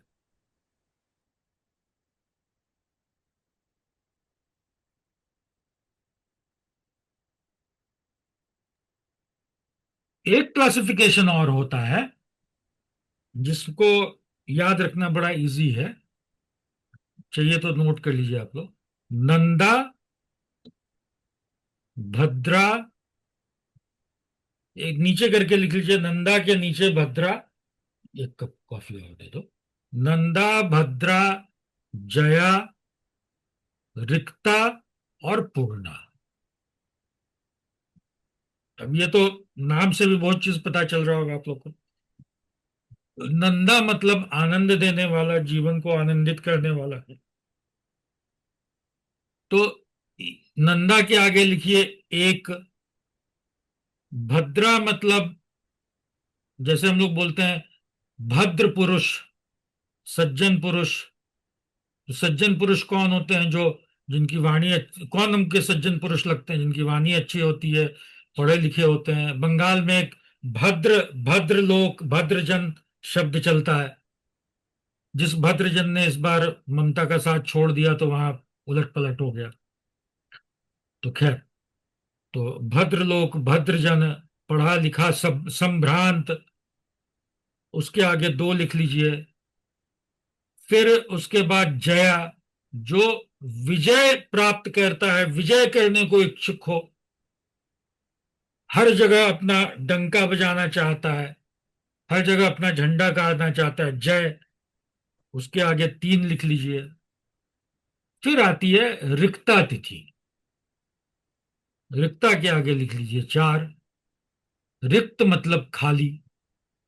अच्छा, ये जो भद्रा है, इसको आप लोग उस भद्रा से कंफ्यूज नहीं कीजिएगा जो हम लोग होली के समय हमेशा सुनते हैं कि भाई भद्रा में होलिका दहन कैसे होगा, राखी में तो भद्रा है तो इसमें कैसे बांधे नहीं बांधे। सब लोग सुनते होंगे, हर बार पेपर टीवी सब में आता है। वो भद्रा जो है वो कुछ अलग है, वो करण से रिलेटेड है। ठीक है, उसमें भी फिर होता है, आप ये भी आप लोग जानते होंगे कि भद्रा आकाश स्वर्ग में है, पाताल में है, पृथ्वी पर है। तो फलानी वाली भद्रा इस काम के लिए अच्छी है, फलानी वाली भद्रा उस काम के लिए अच्छी है। भद्रा सूर्य देव की बेटी थी और शनि देव की बहन थी। ठीक है, सूर्य देव के की कई संतानें हुई। एक तो मनु भी शायद उन्हीं की संतान थे, जिनसे मन एक चालू हुआ था, मनु, या कोई और थे जिनसे एक मनवंतर चालू हुआ। और उसके बाद यम थे और यमुना थी। ठीक है, ये संज्ञा देवी से थी जो उनकी ओरिजिनल पत्नी थी। फिर उनकी जो छाया हुई उनसे शनिदेव हुए, एक और भाई थे कोई, और भद्रा हुई। ठीक है, और जब संज्ञा इनके ताप को वहन नहीं कर सकी, और वो यहां पे रखो ना, और वो चली गई तपस्या करने। संज्ञा के पिता विश्वकर्मा थे। ठीक है। तो चली गई वहां तपस्या करने, और उसके बाद जब सूर्यदेव को पता चला कि छाया है, और फिर उसके बाद वो उनको खोजते हुए गए। फिर वहां वो घोड़े के रूप में तपस्या कर रही थी, इन्होंने भी वो घोड़े का रूप धारण किया। फिर उनसे जो संतान हुई वो अश्विनी कुमार कहलाए, जुड़वा भाई अश्विनी। तो अब अश्विनी कुमार कौन है? जो अश्विनी नक्षत्र है उसके देवता है। अश्विनी नक्षत्र जो है, जिसको पहला नक्षत्र मानते हैं हम लोग, मेष राशि का पहला नक्षत्र मानते हैं, तो उसके देवता हैं। तो कहाँ पे थे हम लोग? गुरुजी तिथि पे थे। नंदा भद्र। सुभद्रा हाँ, जया नंदा रिक्ता। भद्रा, सॉरी मैं भटक जाता हूँ कहीं कहीं, मैं अक्सर। हाँ, तो रिक्ता के आगे 4 लिख लीजिए, और फिर उसके बाद पूर्णा के आगे 5 लिख लीजिए। ठीक है। सर किसके आगे पांचवा क्या है सर? पूर्णा, पूर्णा, पूर्ण, कंप्लीशन। पूर्ण। और फिर ऊपर से वैसे ही 2 3 4, 1 2 3 4 5 हो गया, फिर उसी के आगे 6 7 8 9 10 लिख लीजिए। फिर सर पहला कौन सा था सर? सॉरी। पहला नंदा, नंदा। नंदा भद्रा जया रिक्ता पूर्णा, 1 2 3 4 5, फिर 6 7 8 9 10, फिर 11 12 13 14 15, और 15 के आगे ही 30 भी, मतलब पूर्णिमा भी और अमावस्या भी, दोनों पूर्णा तिथि है, दोनों पूर्णा तिथि है। तो ये 1 2 3 4 जो हम लोग लिखा है ये तिथियां हैं। ठीक है। ये 1 2 3 4 जो लिखे ये हम लोग तिथियां हैं। तो तिथि का एक क्लासिफिकेशन ये है। अब इनका एक अपना, अब नंदा के आगे एक चीज और लिख लीजिए कि नंदा को रूल करने वाले जो ग्रह हैं वो शुक्र हैं, आनंद देने वाले। भद्रा के बुध हैं, बुध से एक भद्र पंच महापुरुष योग भी बनता है। ठीक है। तो उसके बाद जया के आगे मंगल लिख लीजिए, जया तिथि को रूल करने वाले मंगल हैं। फिर रिक्ता के आगे शनि लिख लीजिए, और पूर्णा के आगे गुरु लिख लीजिए। सूर्य और चंद्रमा इसमें तो कहीं है ही नहीं। क्यों नहीं है भाई? क्योंकि इन्हीं के संयोग से तो तिथियों का निर्माण हो रहा है, इन्हीं की संतान है तिथियां। युवराज जी बताइए। और प्लीज वीडियो ऑन कर लीजिए, फिर सवाल। गुरुजी, मैं हूँ मृदुला शर्मा। अच्छा, हाँ गुरुजी, थोड़ा सा काम चल रहा है ना घर पे, इसलिए वीडियो ऑन नहीं अच्छा, की ठीक थी। है, ठीक है। हाँ, हाँ जी। गुरुजी, मुझे ये पूछना है आपसे कि इसमें आप नक्षत्र भी कराएंगे क्या, थोड़ा बहुत जितना? हाँ, नक्षत्र कराएंगे, बिल्कुल कराएंगे। हाँ, मैं वही पूछ रही थी कि देखिए, नक्षत्र भी मैं कराएंगे क्या? एक चीज मैं क्लियर कर दूं कि जी। नक्षत्र, ज्योतिष और नक्षत्र से फलित वो एक अलग कहानी है। लेकिन ठीक है। नक्षत्र के बहुत सारे गुण, जैसे ध्रुव नक्षत्र हुआ, स्थिर हम्म, नक्षत्र हुआ, फिर मृदु नक्षत्र हुआ, तीक्ष्ण नक्षत्र हुआ, आगे देखने वाले नक्षत्र, नीचे देखने वाले नक्षत्र, दाएं देखने वाले नक्षत्र, कुलाकुल नक्षत्र। ठीक है। तो इन सब नक्षत्रों की उपयोगिता क्या है हम्म, चार्ट को समझने में? और जब इस बेसिक्स को हम लोग समझ लेंगे ना, तो मुहूर्त भी समझने में बड़ी, मुहूर्त में भी चूंकि देखिए पंचांग का ही प्रयोग है, हम्म, मुहूर्त में भी पंचांग का ही प्रयोग है, लेकिन उसकी थोड़ी डिफरेंट उसका ओरिएंटेशन हो जाता है, लेकिन बेसिक यही है। तो ठीक है। तिथि ऐसे हो गई। फिर वार, वार कैसे गुरुजी रिलेटेड है सूर्य चंद्रमा से? हाँ, कुछ बोल रहे हैं क्या? गुरुजी, ये गुरुजी क्लास कब से शुरू होगी? और ये क्लास आज शुरू से हो शुरू गई। है, अच्छा, आज से शुरू हो गई ये गुरुजी? शुरू ही है जी। अच्छा, ठीक है। गुरुजी, जैसे आपने बताया भद्रा की स्टोरी, हम्म। वैसे नंदा, जया और पूर्णा की क्या है वो? भद्रा की स्टोरी तो वो नहीं नहीं, मैंने तो वो कहानी बताई हाँ। कि भाई इस भद्रा को, ये जो तिथियों का वर्गीकरण भद्रा है, हम्म। इसको आप जो भद्रा हम लोग बार बार बोलते हैं कि भद्रा है तो राखी कैसे बांधे, भद्रा है तो होलिका दहन नहीं होगा, जो हमेशा फेसबुक पे हर होली में हर राखी में हम लोग के सामने फेसबुक पे आता है, टेलीविजन चैनल हम्म। पे लोग डिस्कशन करता है, हम लोग भी करवाते थे। ठीक है। मैं अपने बारे में बता दूं, मैंने दिल्ली यूनिवर्सिटी से, किरोड़ीमल कॉलेज से मैंने हिंदी में ग्रेजुएशन किया, पोस्ट ग्रेजुएशन किया। मैंने पत्रकारिता की, टेलीविजन पत्रकारिता 22-23 साल, सहारा टेलीविजन में और न्यूज 18 में। फिर उसी बीच में मैंने एक आईकास ऑर्गेनाइजेशन है, Indian council of astrological sciences, आप सब जानते होंगे, वहां से मैंने 2 साल का कोर्स किया। लेकिन उस समय मैं नौकरी कर ही रहा था, तो बहुत ज्यादा मैं इसमें नहीं कर पाया। फिर 2019 में मैंने नौकरी छोड़ी, मैं गुरु जी के संपर्क में आया, और 2020 से, और 2020 के लास्ट से मैंने पढ़ाना शुरू किया और गुरु जी से पढ़ना शुरू किया। ठीक है। तो आज भी उनके अलग अलग क्लासेस में मैं होता हूँ, और बहुत सारे ग्रुप ऐसे आपको मिलेंगे फेसबुक वाले, ऐड वाले, जो फ्री कोर्स वाले, जिसमें मैं आपको मिल जाऊंगा। ठीक है। इसलिए चिंता मत कीजिए। तो अ, वो भद्रा अलग है, और वो भद्रा जिसकी कहानी मैंने सुनाई ना, उनका संबंध वो सूर्य देव की पुत्री से है।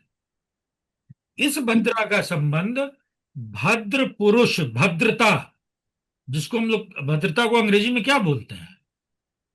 सोफिस्टिकेशन। Gentleman, mental. सोफिस्टिकेशन। ठीक है, उससे है। नंदा का मतलब आनंद देने वाला से है।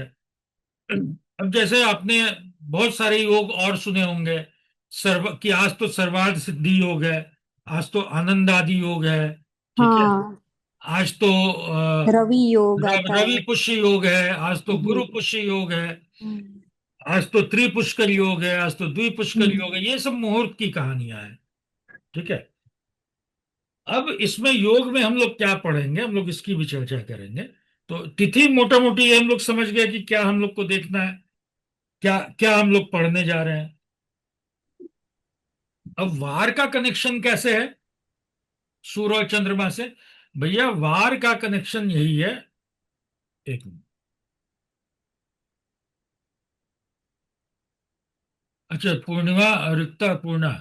हाँ, रिक्ता के स्वामी शनि है, और पूर्णा के जी। स्वामी गुरु है। ठीक है।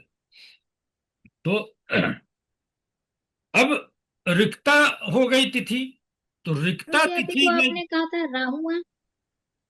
अभी तो आपने बताया राहु है, वो अमावस्या के स्वामी और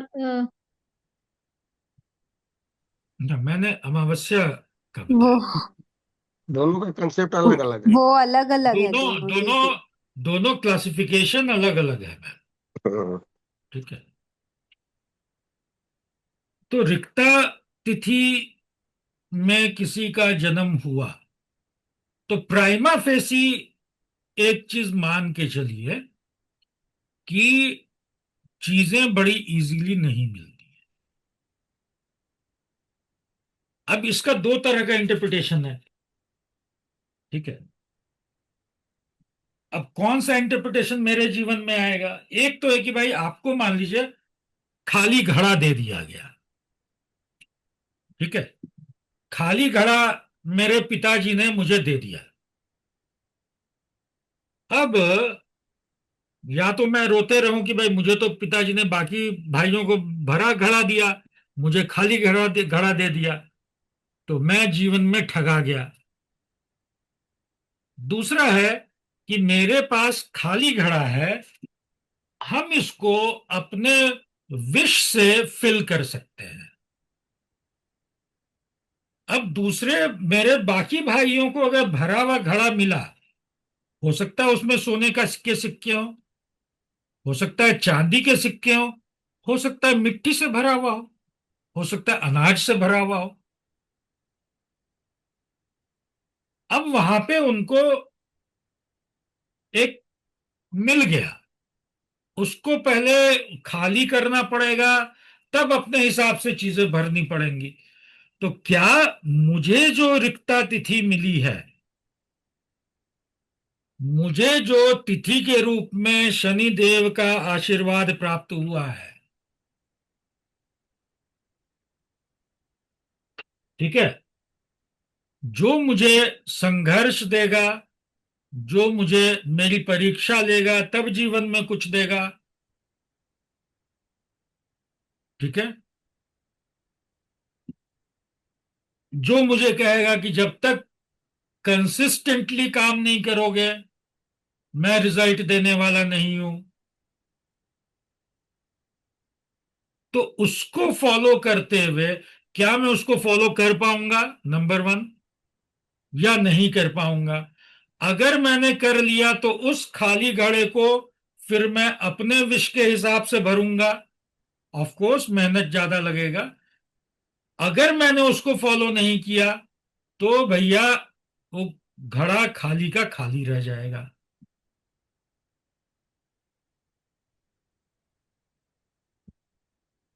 तो मोटा मोटी तिथि में, अब तिथि में किस तिथि वाले को क्या करना चाहिए, क्या करने से तिथि की शुभता बढ़ती है, और क्या करने से बढ़ती है से इंपॉर्टेंट है कि क्या अवॉइड करना है,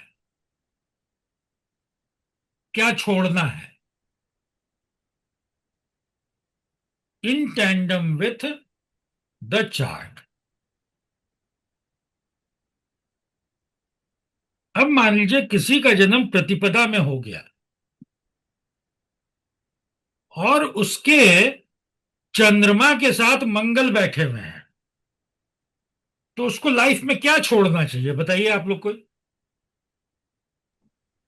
हाँ, गुस्सा छोड़ना चाहिए। गुस्सा छोड़ना चाहिए, हड़बड़ी छोड़ना चाहिए। वो व्यक्ति जीवन में काम करेगा, माने काम करेगा पहले, फैसला लेगा बाद में।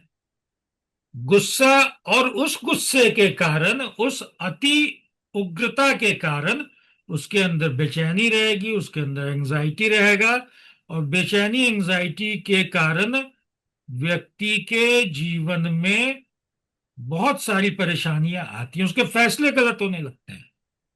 वो चाह क्या रहा है, आगे बढ़ना। प्रतिपदा तिथि उसको बता रही है कि आगे बढ़ो, लेकिन अग्नि तत्व का क्या हो गया, अति हो गया वहां पर, अग्नि तत्व की अति हो गई वहां पे। तो अब वो आग जो है वो अनकंट्रोल्ड होने लगा। गुस्सा, बेचैनी, एंजाइटी, मतलब और जो भी इस तरह का शब्द है उसको इस्तेमाल कर लीजिए हिंदी अंग्रेजी में, उसके चलते आदमी का मन स्थिर नहीं रहेगा। मन स्थिर नहीं रहेगा तो जीवन के फैसले सही तरीके से नहीं हो पाएंगे, और जीवन के फैसले सही तरीके से नहीं होंगे तो आगे बढ़ने में रुकावटें आएंगी। और उसका सोल डिजायर क्या है, आगे बढ़ना। और जहां उसके सोल डिजायर में, किसी के भी सोल डिजायर में, मेरे आपके किसी के भी सोल डिजायर में जब ये आता है, रुकावट आती है, तो व्यक्ति को सबसे ज्यादा दुख होता है, व्यक्ति सबसे ज्यादा टूटता है।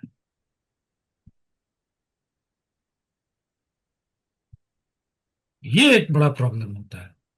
तो खैर, तिथि से हम लोग इन तमाम चीजों को समझने का प्रयास करेंगे। तिथि को बोला गया जल तत्व का। एक एक सिंपल ब्लैंक चार्ट बना लीजिए, उससे बड़ा समझ में आ जाएगा पांचों तत्व। उसमें फर्स्ट हाउस में लिख दीजिए वार। वार, तो फर्स्ट हाउस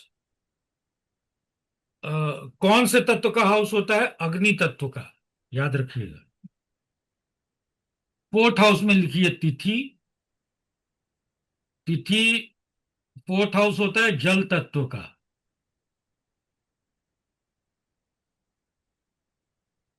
सेवंथ हाउस में लिखिए नक्षत्र। नक्षत्र मतलब सेवंथ हाउस होता है वायु तत्व का, ठीक है। और फिर 10th हाउस में लिखिए करण। 10th हाउस होता है पृथ्वी तत्व का। तो वार हमें आगे बढ़ने में सहायता प्रदान प्रदान करते हैं, अग्नि तत्व के हैं। तिथि हमारे इमोशन को कंट्रोल करता है, भावनाओं को कंट्रोल करते हैं, जल तत्व के हैं। नक्षत्र हमारी प्राणवायु को, हमारी ऊर्जा को, हमारे स्वास्थ्य को कंट्रोल करता है, हमारी लॉन्जिविटी को कंट्रोल करता है। लॉन्जिविटी को भाई, जब तक प्राणवायु है तब तक जीवित है। जिस दिन प्राणवायु ने साथ छोड़ दिया तो भाई चल दिया। और करण हमारे स्टेबिलिटी, अस्थायित्व को कंट्रोल करते हैं। करण हमारे स्थायित्व को कंट्रोल करते हैं। आजीविका, अस्थायित्व जीवन में कैसे आता है? स्टेबिलिटी। भाई हम लोग पूछते ही हैं, बच्चा ग्रेजुएशन कर गया तो उसके बाद पहला सवाल यही होता है, क्या कर रहे हो? क्या कर रहे हो मतलब पैसा कमा रहे हो, नहीं कमा रहे हो, जीवन में एस्टेब्लिशमेंट हुआ नहीं हुआ? तो इसको करण डिसाइड करता है। तो कैसे ये डिसाइड करते हैं? इनके सबके देवता क्या हैं, ग्रह क्या हैं, उनको कैसे देखें, इनको कैसे रिलेट करें, ठीक है। प्लस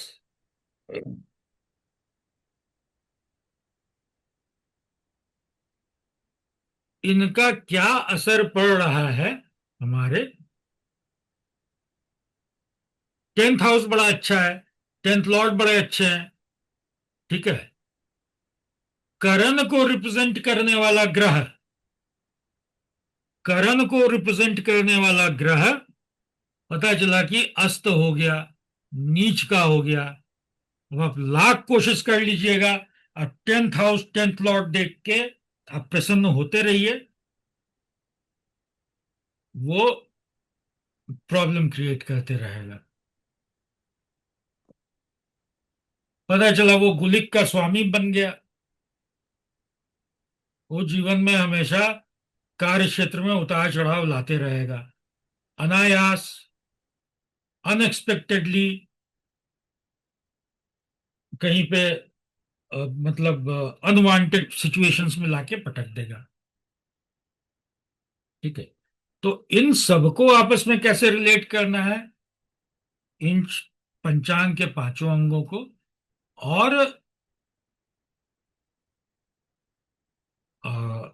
कुंडली के साथ, D1 चार्ट के साथ, जो वहां पे बेसिक इंफॉर्मेशन में लिखा हुआ आता है, उसका करना क्या है, उसको कैसे मिला के देखना है, ये हम लोग इस कोर्स में जानेंगे और समझेंगे। बच गया योग। अब योग जैसे मैंने अभी बताया, तो योग क्या है? तो ये चार तत्व के हो गए चारों। योग आकाश तत्व का है, योग आकाश तत्व का है, ठीक है। अब अच्छा, तो हाँ, वार कैसे बना? वार बना सूर्योदय से, ये हम लोग जान गए। नक्षत्र कैसे बना? अगेन चंद्रमा से बना। भाई चंद्रमा जिस नक्षत्र में आज है, आज हम वही नक्षत्र बोलेंगे कि आज फलाना नक्षत्र है, आज शायद आद्रा नक्षत्र होगा या मृगशिरा होगा, ठीक है, या जो भी हो। अब नक्षत्र का क्यों क्यों इंपॉर्टेंस है? कि भाई वहीं से हमारे जीवन की दशाएं शुरू हो रही हैं। फिर करण आ गया। करण कैसे बनता है? तिथि का आधा, तिथियां 30 होती हैं, करण 60 होते हैं। 60 में 7 7 करण चर है जो कई बार आता है, और 4 करण फिक्स्ड है। तो करण हो गया, उसका भी संबंध चंद्रमा और सूर्य से है। और योग कैसे बनता है? चंद्रमा और तिथि हमने कैसे बनाया? तिथि बनाया कि भाई चंद्रमा से, सूर्य से चंद्रमा कितनी दूर है। और योग बनते हैं सूर्य के लॉन्गिट्यूड और चंद्रमा को के लॉन्गिट्यूड को जोड़ने से योग का निर्माण होता है। 27 योग बताए गए हैं। विषकुंभ, ठीक है, साधन, साध्य, सिद्ध, फिर गंड, अतिगंड। कुछ योग खराब हैं, कुछ योग बड़े अच्छे हैं। तो जो अच्छे योग हैं, खराब योग है करीब 10 से 11 योग हैं। व्यतिपात, तो इस तरह के योग जो हैं, वैधृति, ये सब अच्छे योग नहीं बताए गए। तो इनका क्या मतलब है, कैसे इनको अगर हम किसी खराब योग में पैदा हुए हैं तो वो इनिशियली वो अगर राजयोग बन भी रहा है, कुछ भी हो रहा है, तो उसके एक लेवल को एक सेट कर देता है। भाई जैसे मान लीजिए मेरे कमरे की हाइट है, हम लोग के कमरे की हाइट है 10 फीट मीटर जो भी हो। अब बैडमिंटन हॉल में जाएंगे तो वहां 50 फीट हाइट रहता है, ठीक है। तो वहां पे अगर आप शटल को मारेंगे तो आपके ताकत पर निर्भर करता है, आप उसको 50 फीट तक भेज सकते हैं। लेकिन यहां पे अगर मेरे पास बहुत ताकत भी है तो भी हम शटल को मारेंगे तो मैक्सिमम हाइट कितना जाएगा? 10 ही फीट जाएगा ऊपर, क्योंकि उसके ऊपर आसमान ही नहीं है, उसके ऊपर जाने की गुंजाइश ही नहीं है। तो ये योग जो है, ये पंचांग वाले योग, ये बहुत हद तक हमारे कुंडली के तमाम योगों के एक मैक्सिमाइजेशन का को तय कर देते हैं। तो इन तमाम चीजों को हम लोग देखेंगे, पढ़ेंगे। इनको, इन अवरोधों को दूर कैसे करना है, ठीक है, उसके शास्त्रीय उपाय क्या है, उसके प्रैक्टिकल उपाय क्या है, और साथ में हम लोग एक अध्याय है बृहत पराशर में और सारे क्लासिक्स में, अशुभ जन्म बेला अध्याय। उसमें 17-18 परिस्थितियां बताई गई हैं कि इन इन परिस्थितियों में, मतलब इस तरह के पंचांग में आपका जन्म होगा, तो भाई ये एक बंधन का या ये कुंडली की एक कमजोरी का, निर्बलता का रूप लेकर आता है। उनको कैसे जाने, उनको कैसे पहचाने? उन 17-18 फैक्टर्स को, प्लस अच्छा चतुर्दशी आप सुनिएगा कि भाई चतुर्दशी का जन्म अच्छा नहीं माना गया है, खास के कृष्ण पक्ष चतुर्दशी का। लेकिन ऐसा थोड़ी है कि पूरी चतुर्दशी खराब होती है, नहीं, पूरी चतुर्दशी खराब नहीं है। तो इसको जानेंगे, इसको समझेंगे, और इनके भी उपाय की हम लोग चर्चा करेंगे। तो अब आप लोगों के पास अगर कोई सवाल है तो पूछिए। ये क्लास आज से शुरू है और अगले मंगलवार से हम लोग एक एक करके तिथि वार करण नक्षत्र पे शुरू हो जाएंगे। और आप लोग सब लोग जब जब भी हम लोग जो टॉपिक पढ़ा रहे हो, अपना अपना पंचांग लेके, जन्म का पंचांग लेके रहेंगे तो ज्यादा समझ में आएगा। क्यों आएगा ज्यादा समझ में? इसलिए कि वहां पर यह भी पता चलेगा कि भाई कितनी बातें मैच हो पा रही हैं और नहीं हो पा रही हैं, तो क्यों नहीं हो। जैसे अभी हम लोग दशा का कोर्स मेरा खत्म होने वाला है, उसमें अभी हम लोग अष्टक वर्ग पढ़ रहे हैं। तो दुबे जी हैं, तो हम लोग चार्ट लेते हैं स्टूडेंट्स में से ही वहीं पे, और फिर चर्चा करते हैं कि भाई इसमें अष्टक वर्ग ऐसे है, ऐसे दिख रहा है, ये कितना फलित हो रहा है, कितना परसेंट तक फलित हो रहा है, कितना परसेंट फलित नहीं हो रहा है। तो फलित नहीं फलित होने के भी नियम वहां बताए हुए हैं कि भाई इस परिस्थिति में ये नहीं फलित होगा, तो फिर उसको मैच करके देखते हैं भाई कि ये परिस्थितियां हैं कि नहीं है। तो ऐसे ही हम लोग, ये पढ़ाने का मेरा तरीका है। जो लोग पढ़ चुके हैं वो जानते हैं, जो बहुत लोग ऐसे हैं इसमें जो नहीं पढ़े हैं, तो वो उनके लिए मैं ये बात बता रहा हूँ। हाँ दुबे जी बताएं। प्रणाम गुरु जी। पढ़ा। गुरु जी, इस सिलेबस में नक्षत्रों के गुण स्वभाव वाला भी थोड़ा ऐड कर लीजिए प्लीज। है वो है, वो है, बोला है ठीक है गुरुजी गुरु। ने भी। वो है, वो ठीक है। है, बिल्कुल है। लेकिन हम्म। ये बोलिएगा कि नक्षत्र आप पूरा पढ़ाइए और नहीं नक्षत्र नहीं के नहीं। किस चरण में कौन सा ग्रह होगा तो क्या प्रभाव होगा, और नक्षत्र से फलित करना नहीं। मैं उसके पंचांग पर्पज से जो जरूरी है, मैं उसकी चर्चा। मोटा मोटा गुरु थोड़ा हाँ, सा। ठीक है गुरु। गुरुजी प्रणाम। प्रणाम। हाँ, गुरुजी कितनी क्लासेज होंगी? ये पता नहीं कितना, 18+ क्लासेस है शायद लिखा हुआ है इसमें, हम्म। तो उतनी ही क्लासेस होंगी। अभी ओके। हम लोग का दुबे जी, दशा वाला जी अभी गुरु। 26-27वां क्लास हुआ है। हाँ 18 क्लास लिखे हैं गुरु जी, तो 30 तक। 21 क्लास ये था, भी 30 तक। 21 था, हम्म। 26-27 हो गया है। तो हाँ क्लास तो 30 से हो क्लास जाएगा। फैक्टर नहीं है, नंबर ऑफ क्लासेस। ओके। वो गुरु जी एक सप्ताह में एक ही क्लास होगी ना गुरु जी? मैं सोच रहा हूँ इसको थोड़ा बढ़ा दूं फ्रिक्वेंसी, इसलिए कि नहीं गुरु। मुझे पर्सनली लगता है ना कि एक गुरु सप्ताह जी में समय हो जाता है, कम से कम गुरु 2 क्लास गुरुजी होनी। गुरु गुरु जी एक क्लास इसका रखिए, एक दूसरा चाहे वर्ग कुंडली या अष्टक वर्ग जो हाँ, दूसरी मैं ले आने हैं देखते उसका। हैं एक बार मैं तय करता हूँ गुरुजी वर्क। ठीक पढ़ाने है में गुरु। तो आपका कोई मतलब जवाब ही नहीं है, आप बहुत अच्छा पढ़ाते हो, इसमें तो कोई संशय ही नहीं है। मतलब मैं तो एक बात मैं बोलूंगी, इसलिए मैंने तो सर आपका जब पंचांग का कोर्स आया था ना, मुझे कुछ नहीं था, मुझे तो ज्वाइन करना ही था मतलब। जी, मैं क्लास नहीं कर पाती लेकिन सर। मैं हम्म। मैं बता दूं सभी लोगों को कि मैं मेरे गुरु जी ही केवल गुरु हैं मेरे। मैं इन्हीं से सीखा हूँ 2 साल, 1.5-2 साल हो गया, हम्म। और मुझे बहुत गर्व है। और कल कल बता रहे थे कि मैं फीस भी लेने लगा हूँ और बड़े लोग कि सम्मान भी करते हैं। 1100 अपने आप दे रहे हैं गुरु जी। अपने आप मैं मांगता हूँ तो नहीं हूँ, अपने आप दे जी। जो दे रहे और हैं। गुरुजी आपका तो ये भी है कि आप उतना नहीं पढ़ाते, बहुत ज्यादा देते हो आप। मतलब जितना आपने बोला है ना, उससे बहुत ज्यादा देते हो आप हमेशा ही। नीलिमा जी बताइए।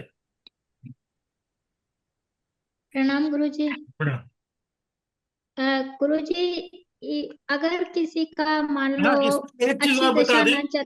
इसमें एक चीज और बता दें, डेमो क्लास में सर ने कहा था कि मैं 1-2 दिन आप लोगों को मुहूर्त अलग से पढ़ा दूंगा, मुहूर्त निकालना। अदरवाइज मैं ये भी बता दूं कि मुहूर्त अपने आप में एक बड़ा लंबा विषय है, ठीक है। तो अगर उसको इसमें मैं लेके आता तो कम से कम बहुत लंबी क्लास हो जाती। तो ये काम चलाओ मुहूर्त निकालना, जितना हम लोग को भौतिक लौकिक जीवन में जरूरत है सर बता देंगे। कभी मौका मिला तो मैं मुहूर्त का क्लास भी लेके आऊंगा। लेकिन पंचांग जिसने कर लिया, इसको समझ लिया, वो समझिए कि भाई 60% मुहूर्त वो समझ गया। गुरुजी थोड़ा बहुत तो करा ही देना मुहूर्त भी। किस तिथि को छोड़ना है भाई। अब शुभ काम करने के लिए बताइए, शुभ काम अभी जो मैंने तिथियां बताई, नंदा रिक्ता तिथि को, से लेके पूर्णा तक, शुभ काम करने के लिए किस तिथि को छोड़ना है? रिक्ता तिथि को छोड़ना रिक्ता है। तिथि। छोड़ना है। आपको चाहे अगर गुरु किसी चाहे को, जो। आपको अगर, अब आप ही लोग जवाब दीजिए, आपको अगर कोर्ट केस करना है किसी पे तो किस तिथि में कीजिएगा? जया। जया में कीजिए जाके। जी। आपको आपको पढ़ाई शुरू करनी है तो किस तिथि में कीजिएगा? भद्रा में कीजिए, भद्रा। ठीक है। भद्रा में, क्योंकि बुद्ध की तिथि भद्रा है में। इसकी। आपको आपको गाड़ी खरीदना है मैंने सोना का गहना खरीदना है तो 20 लाख का, ठीक है, आपको मकान खरीदना है, ये सब क्या है? जीवन के ऐशो आराम है। किस तिथि में करेंगे? नंदा। नंदा में। नंदा में करेंगे, नंदा। नंदा में। ठीक सर है। बिजनेस किस तिथि में स्टार्ट कर सकते हैं? बिजनेस भद्रा में कीजिए, बुध का है, जी गुरु जी। ठीक है। तो जब इसका हम लोग चाहे चाहे वो नक्षत्र आपके जीवन में ठीक हो या ना हो, एक मिनट, तब मैं भी हम ऐसा कर सकते हैं। जैसे नहीं अगर नहीं मान लो नहीं नहीं नहीं बुध नहीं, हमारी, मैं समझ गया। जब भी मुहूर्त निकाला जाता है, मुहूर्त के कई सारे फिल्टर्स होते हैं, ठीक है। मुहूर्त के कई सारे फिल्टर्स होते हैं, तो इसलिए मैंने कहा कि मुहूर्त अपने आप में एक लंबा टॉपिक है। तो अब मान लीजिए कि मैं जा रहा हूं, कोर्ट केस करने जा रहा हूं, मान लिया, ठीक है, बड़ी अच्छी बात है। मैंने जया तिथि चुन ली, बहुत अच्छी बात है। अब उस दिन नवतारा में, जो आप नक्षत्र की बात कर रही हैं, उस दिन नवतारा में अगर 3 5 7 तारा चल रहा है, हाँ, नक्षत्र में हम लोग नवतारा को भी ले लेंगे, नवतारा उसी का पार्ट है, नक्षत्र का ही पार्ट है, ठीक है। तो 3 5 7 नक्षत्र मतलब 9 तारा जो होता है आपके जन्म नक्षत्र से लेके, उसको नाम दिया गया है जन्म, संपत, विपत, माने विपत्ति वाला, संपत माने संपदा वाला। तो जन्म, संपत, विपत, क्षेम, क्षेम मतलब आपका वेल बीइंग, वेल और विशेस, कुशल कुशलता। क्षेम पूछना। उसका प्रत्ययी, अरि मतलब शत्रु, शत्रु। वैसा शत्रु जो आपका एकदम प्रति हो, मतलब शत्रु में भी घोर शत्रु हो। उसके बाद तो ये पांचवा हो गया, तो तीसरा पांचवा खराब हो गया। फिर साधन, साधन इज गुड। फिर निधन, निधन इज बैड। निधन माने मृत्यु ही खाली नहीं होता है, निधन मतलब धन से हीन हो जाना। फिर मित्र और अति मित्र। तो अब 3 5 7 तारा में जया, जया तिथि तो आपने तय कर लिया। अब वो पता चला कि 3 5 7 है, तो डेफिनेटली आप उस नक्षत्र में नहीं जाएंगे करने। तो एक चीज जान लीजिए कि मुहूर्त के जितने पैरामीटर्स दिए गए हैं, उसमें अगर आपको 60 से 70% पैरामीटर पे अगर टिक मार्क हो जाए ना, तो समझिए कि भैया परफेक्ट मुहूर्त मिल गया, तो मुहूर्त है। ठीक है। 100% नहीं कर सकते किसी पहली बात। दूसरी बात की तो अब किस काम में कौन सा वाला टिक को ज्यादा इंपॉर्टेंस देना है, वो बड़ा जरूरी है देखना, ठीक है। तो ये एक बड़ा इंपॉर्टेंट फैक्टर है मुहूर्त को समझने के लिए। गुरु जी, ये आप इसमें सिलेबस में इंक्लूड करेंगे नहीं? नहीं नहीं, बिल्कुल नहीं। ये मैंने पहले क्लास में भी बोला था, ये मैं आज भी बोल रहा हूं कि मुहूर्त पूरा का पूरा मैं नहीं इसमें करा पाऊंगा।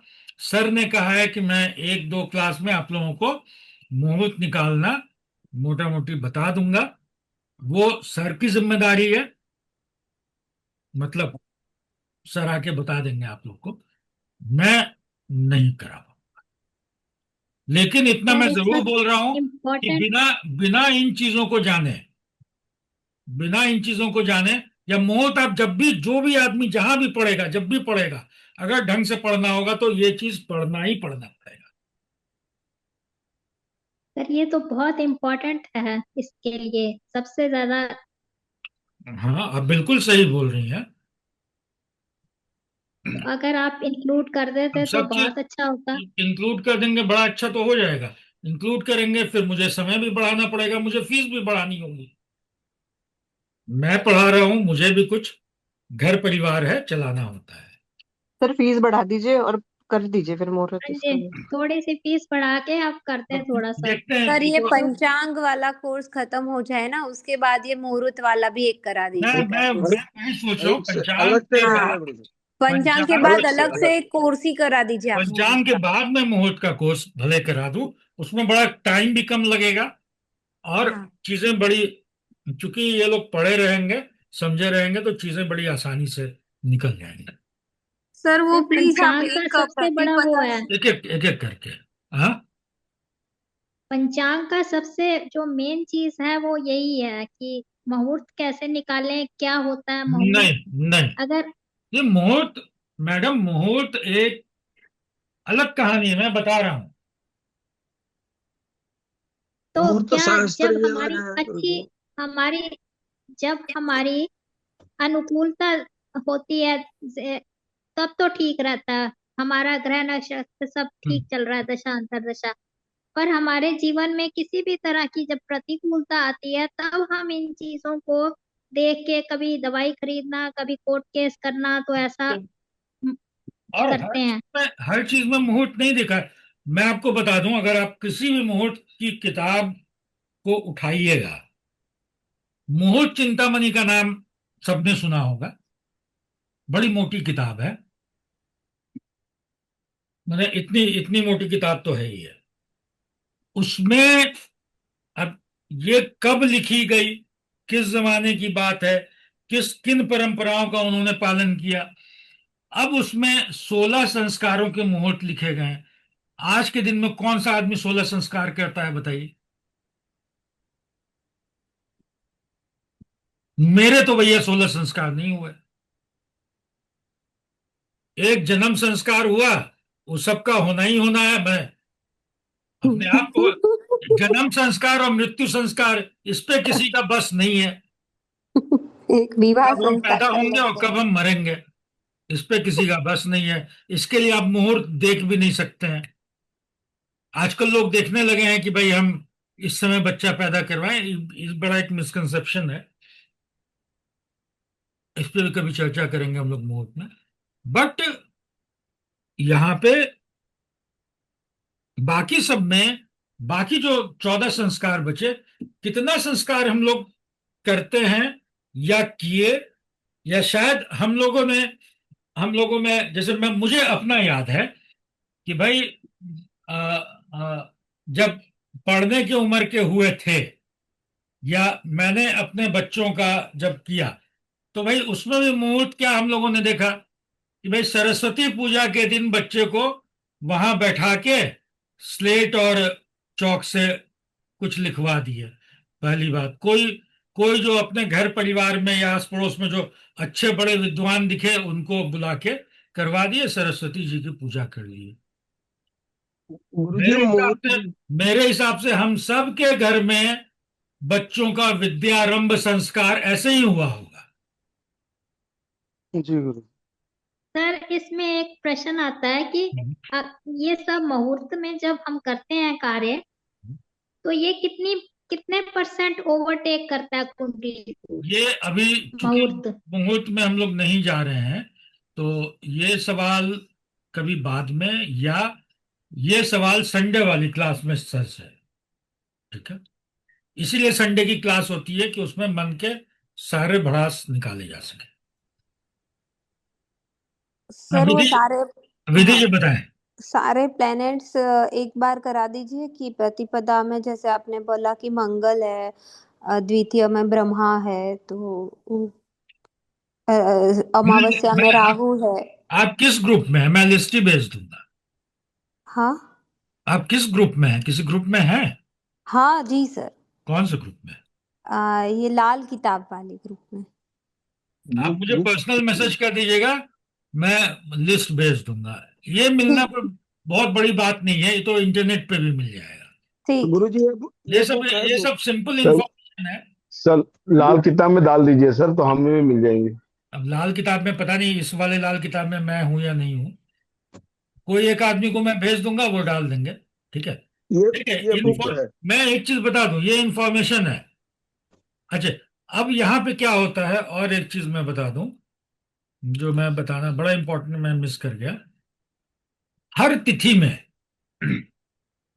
ये आप लोग देख रहे हैं राशि लिखी हुई, काले रंग से लिखी हुई है हर राशि का हाँ नंबर। सर। हाँ यहाँ सर। दो दो राशियां हैं, किस रंग से लिखी हुई है? लाल रंग से। लाल रंग से। ठीक है।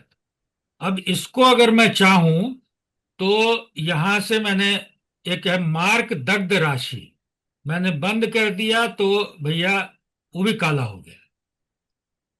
ठीक है। तो दग्ध राशि क्या होती है? हर तिथि में दो राशियां दग्ध होती हैं, और अमावस्या के दिन, पूर्णिमा के दिन कोई राशि दग्ध नहीं होती है। चतुर्दशी में चार राशियां दग्ध होती हैं। दग्ध राशि क्या है, उसका इंपॉर्टेंस क्या है, कब वो अच्छी है, कब वो खराब है, कब वो अच्छी खराब छोड़िए, ज्योतिष पढ़ते हुए मैंने एक ही चीज जाना कि सुगमता, माने किसी चीज का ईज, इजी से इजी, इज लाइफ होना, और संघर्ष के साथ होना, इसी दो पैरामीटर्स में देखना और समझना चाहिए। तो कब ये संघर्षपूर्ण हो जाता है, कब ये सुख देता है, दग्ध राशि का कंसेप्ट हम लोग जरूर समझें। ठीक है। हाँ विधि जी बताइए। हाँ अच्छा, आपने वो कहा डालने के लिए, ठीक है मैं डाल दूंगा, कोई मुझे कह दीजिएगा। या अभी सबके इसमें मैसेज आया होगा पंचांग ग्रुप में ऐड पंचांग होने ग्रुप का, में डाल दीजिए सर। मैं उसी में डाल दूंगा, उसमें ऐड हो जाइए, उसमें मिल जाएगा। और गुरु जी इसमें ये इंफॉर्मेशन आपको इंटरनेट पे भी मिल जाएगा, मैं डाल दूंगा। मैं कह रहा था कि इंफॉर्मेशन मिलना एक बात है, और हाउ टू इम्प्लीमेंट इज वो दूसरी कहानी।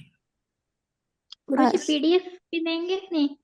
पीडीएफ में अपने हर कोर्स में देता हूं जहां तक होता है, और इसमें भी इन चीजों के तो डेफिनेटली मिलेंगे, जैसे किस तिथि में कौन सी राशि दग्ध हो जाती है, किस तिथि के देवता क्या है, ग्रह कौन सा उनको रिप्रेजेंट कर रहा है, फिर क्या करना चाहिए तिथि की शुभता के लिए, करण की शुभता के लिए, इन चीजों के पीडीएफ तो जो जरूर मिलेंगे। अब बाकी कुल कितने क्लासों में बाकी कई, जैसे अभी मैंने इतनी चीजें पढ़ाई हैं, तो इस सब का इतनी बातें जो मैंने बोल गया 1.5 घंटे, पौने 2 घंटे में, इसका पीडीएफ दे दीजिए तो ये शायद संभव नहीं जी हो। और कुछ सर। बोल दीजिए। हाँ सर, जैसे ये हम बताते हैं कि कृष्ण पक्ष अष्टमी से लेके शुक्ल पक्ष अष्टमी तक का जो चंद्र होता है वो बलि होता है। कृष्ण पक्ष अष्टमी से लेके शुक्ल पक्ष अष्टमी तक का ना चंद्र कमजोर ये होता है। आपने उल्टा बोल दिया। शुक्ल पक्ष अष्टमी। अच्छा, वो तो डिग्री वो डिग्री अष्टमी वाइज की होता है। तिथि को कैसे ले हाँ, उसमें? अष्टमी अपने आप में एक हाँ। थोड़ी प्रॉब्लमेटिक तिथि बताई गई है। ठीक है। हम्म हम्म जहां जहां पे ज्योतिष में हम्म मोड़ होता है या घुमाव होता है, हम्म ठीक है, बेंडिंग पॉइंट्स जो जो है, वो पॉइंट्स प्रॉब्लमेटिक कहे गए हैं। ये अशुभ जन्म वेला में आता है। ठीक है। जैसे एक शब्द यूज किया गया, पंच पर्व, हम्म महीने के पंच पर्व। तो 5 हम्म पर्व क्या क्या बताए गए? सूर्य संक्रांति, but hmm not the entire day of Sankranti. Hmm ठीक है। पूर्णिमा, अमावस्या, but not the full day. Hmm ठीक है। और दोनों पक्ष की अष्टमी। अब हम्म अगर आप मैं तो ड्राइंग व्राइंग में मुझसे नहीं बन पाता है, लेकिन जैसे लोग बना के दिखाते हैं कि भाई ऐसे अगर कुछ बनाया जाए, ठीक है, और तो यहाँ पे मान लीजिए सूर्य हैं, यहाँ पे चंद्र हैं, तो पूर्णिमा हो गई। ठीक है। हम्म अब ये अष्टमी तिथि यहाँ पे आती है, ये हम्म बेंडिंग पॉइंट है। ठीक है। हम्म ये बेंडिंग पॉइंट है। बच्चों हम्म के किताब में जो वो बना रहता है ना, तो ये करीब हाफ होता है, दोनों अष्टमी में वो बेंडिंग पॉइंट उसको माना गया है। तो अष्टमी तिथि को अ, थोड़ा सा एक डिफरेंट वे में देखा गया पंचपर्व के रूप में। तो इसकी पूरी चर्चा हम लोग वो उस वाले उसमें करेंगे, अशुभ जन्म बेलाध्याय में। ठीक है। अच्छा, तो भगवान श्री कृष्ण का जन्म जो अष्टमी में हुआ था। हम्म। तो अब भगवान श्री कृष्ण, एक तो आपने क्या पहला शब्द क्या बोला? भगवान। श्री कृष्ण का जन्म। अब अगर उनका जीवन देखिए हाँ, तो वो कैसा था? बड़ा सुगम जीवन था, अच्छा जीवन था, या कष्टकर जीवन था? कष्ट का था। जीवन भर उन्होंने मतलब लड़ाई ही करी है। संघर्ष, लड़ाई, जेल में पैदा हुए, माँ बाप के साथ नहीं रह पाए, और एक हम्म। जगह हर जगह छूटते ही गया जीवन में। जेल छूटा तो वहां गए, वहां छूटा तो मथुरा आए, मथुरा छूटा तो फिर छूट ही गया। ठीक है। हम्म। जीवन बड़ा उथल पुथल वाला रहा उनका। अब हम्म। चूंकि वो भगवान हैं तो उनके पास भाई शंख चक्र गदा पद्म सब था। तो वो एक इंटायर अलग कहानी है कि वो, आपने पहला ही शब्द बोला भगवान श्री कृष्ण। तो अच्छा, ऐसा नहीं है, आप ये भी जानिए कि ऐसा नहीं है कि अमावस्या अगर प्रॉब्लमेटिक है हम्म। या चतुर्दशी प्रॉब्लमेटिक है या रिक्ता तिथि प्रॉब्लमेटिक है, तो it is problematic for all. Hmm. भाई, अमावस्या को हम एक दूसरे सेंस में अगर हम देखें हम्म। तो हम क्या कहेंगे कि मेरे मन और आत्मा का मिलन हो रहा है। राइट। अब अब अगर हम लोग जीवन में जितना योग ध्यान अलाना फलाना ढिमाका सारा कुछ करते हैं, क्यों करते हैं? मन को कंट्रोल करने के लिए। ठीक है। तो मन को कंट्रोल करने की इच्छा किसके अंदर आती है? आत्मा के अंदर आती है। मन और आत्मा में क्या संबंध है? एक बड़ा सिंपल वे में, ये तो बड़ी अलग व्याख्या की कहानी है, कि आत्मा का जो प्रोजेक्शन है वो मन है। आत्मा कर्मों का भोग नहीं करती है, कर्मों का भोग मन करता है। कर्मों का संचालन मन करता है, कर्मों का भोग मन करता है। ठीक है। आत्मा का प्रोजेक्शन है। तो आत्मा और मन, आत्मा मन को कंट्रोल करने का प्रयास करती है, ध्यान से, जप से, तप से, योग से, साधना से, सिद्धि से। ठीक है। तो भाई, अमावस्या तो बड़ी अच्छी चीज है। क्यों? क्योंकि मन is entirely control in the आत्मा। तो अमावस्या को किस चीज के लिए अच्छा माना गया? आपको मालूम होगा, तंत्र मंत्र के लिए, हाँ। साधना के लिए, योग के लिए। क्यों माना गया? इसीलिए कि भाई आपका मन कम भटक रहा है। आपके मन के पास कलाएं ही नहीं है, जीरो कला है। कला मतलब उसके अलग अलग रूप, तो कोई रूप ही नहीं है, निर्विकार है, निर्रूप है। तो अगर कोई व्यक्ति उस अमावस्या का उपयोग, मैं नहीं कह रहा हूं कि तंत्र मंत्र में, एकाग्रता के लिए कर ले, फोकस के लिए कर ले, अलग अलग कामों के लिए कर ले, तो देखिए वो अमावस्या कैसे उसके लिए फलीभूत होगी। और नंबर वन, नंबर टू, ऐसा थोड़ी है कि अमावस्या में जिसका जन्म हुआ वो व्यक्ति आगे नहीं बढ़ता है। बहुत बहुत बहुत आगे बढ़ता है। ठीक है। तो क्यों बढ़े? एक अमावस्या वाला क्यों आगे बढ़ेगा? एक अमावस्या वाला क्यों दुख में डूबा रहेगा? इसको हम समझेंगे इस कोर्स के तौर। ठीक है। अमावस्या इज नॉट ओनली बैड, इसको याद रखिएगा। हम्म। कोई भी चीज, किसी भी इसमें केवल अच्छाई नहीं है। ज्योतिष की यही सबसे मधुरता है, यही सबसे सुंदरता है। किसी भी चीज में न केवल अच्छाई है, न केवल बुराई है। हम लोग अभी जो लोग, जितने लोग बचे हैं यहाँ, we are talking about with respect to houses, हम लोग बात कर रहे हैं पंचम भाव की, नवम भाव की और अष्टम भाव की। हम सब इसी चर्चा में हैं, और अष्टम भाव को हम लोग बड़ा बुरा मानते हैं इन जनरल। तो ये कहीं पर लिखित नियम नहीं है कि ये चीज है तो अच्छा ही है और ये चीज है तो खराबी है। उसमें भी पॉजिटिविटी है, उसमें भी नेगेटिविटी है। अब आप बोलिएगा कि भाई अश्विनी नक्षत्र तो गंडमूल का नक्षत्र है, गंडांत नक्षत्र है, जी। ठीक है, बट अश्विनी नक्षत्र is very good for doctors, वैद्य कर्म के लिए। अश्विनी कुमार कौन थे? देवताओं के वैद्य हैं। वैद्य कर्म के लिए अश्विनी नक्षत्र इज द बेस्ट नक्षत्र। मंगल हम बोलेंगे कि दुर्घटना गिराएगा, सर ठीक दवाई है, लाने के लिए भी वो मुहूर्त में, वो मुहूर्त क्लास में। दवाई खरीदने के लिए अश्विनी नक्षत्र नहीं नहीं, यूज इतना होता? इतना अब अभी मैं बोल दूंगा, पता चला वो आपका निधन नक्षत्र होगा। फिर अब मंगल, मंगल भाई दुर्घटना करा देगा, मंगल आग लगा देगा, मंगल रक्त विकार करा देगा। अरे भैया, मंगल आपको अच्छा सर्जन भी तो मंगल ही बनाएगा, कैंची चलाना कौन सिखाएगा?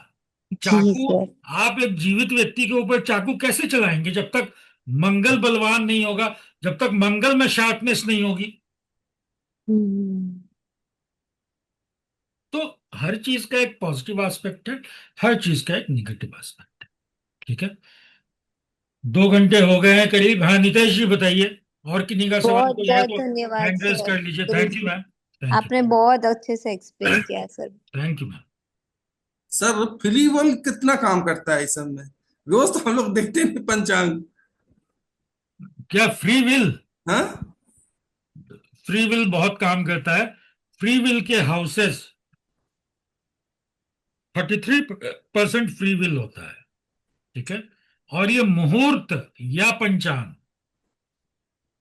इसको अब मैं अभी खाना खाने जाऊंगा तो थोड़ा मुहूर्त देखूंगा जी खाना खाने का मुहूर्त है कि नहीं है। जी।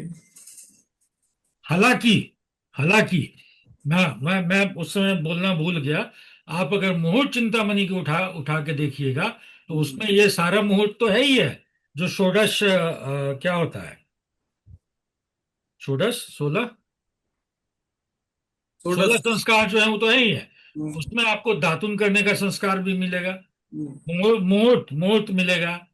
उसमें आपको शौच जाने का मुहूर्त भी मिलेगा, शौच से आके ऐसे ऐसे करना है वो भी मिल जाएगा। तरह तरह का मुहूर्त मिलेगा। लेकिन क्या आज के लिए, अब उन लोगों ने किस कंटेक्स्ट में लिखा था वो इंटायरली डिफरेंट है। क्या जी आज के डेट में, क्या मैं अगर ऑफिस जाता हूं यहां से जी। पीछे तरफ, मान लीजिए दक्षिण दिशा में, और मंगलवार को उस दिन दिशाशूल लगता है, तो मैं ऑफिस से छुट्टी ले लूंगा? तो वही वही कारण है सर। उसके लिए नहीं है हाँ मुहूर्त, उसके लिए मुहूर्त नहीं है। हाँ, आप कोई बड़ा काम करने वाले हैं जीवन में, हाँ, कोई इम्पोर्टेंट काम करेंगे इम्पोर्टेंट, तब उस उसके लिए मुहूर्त है।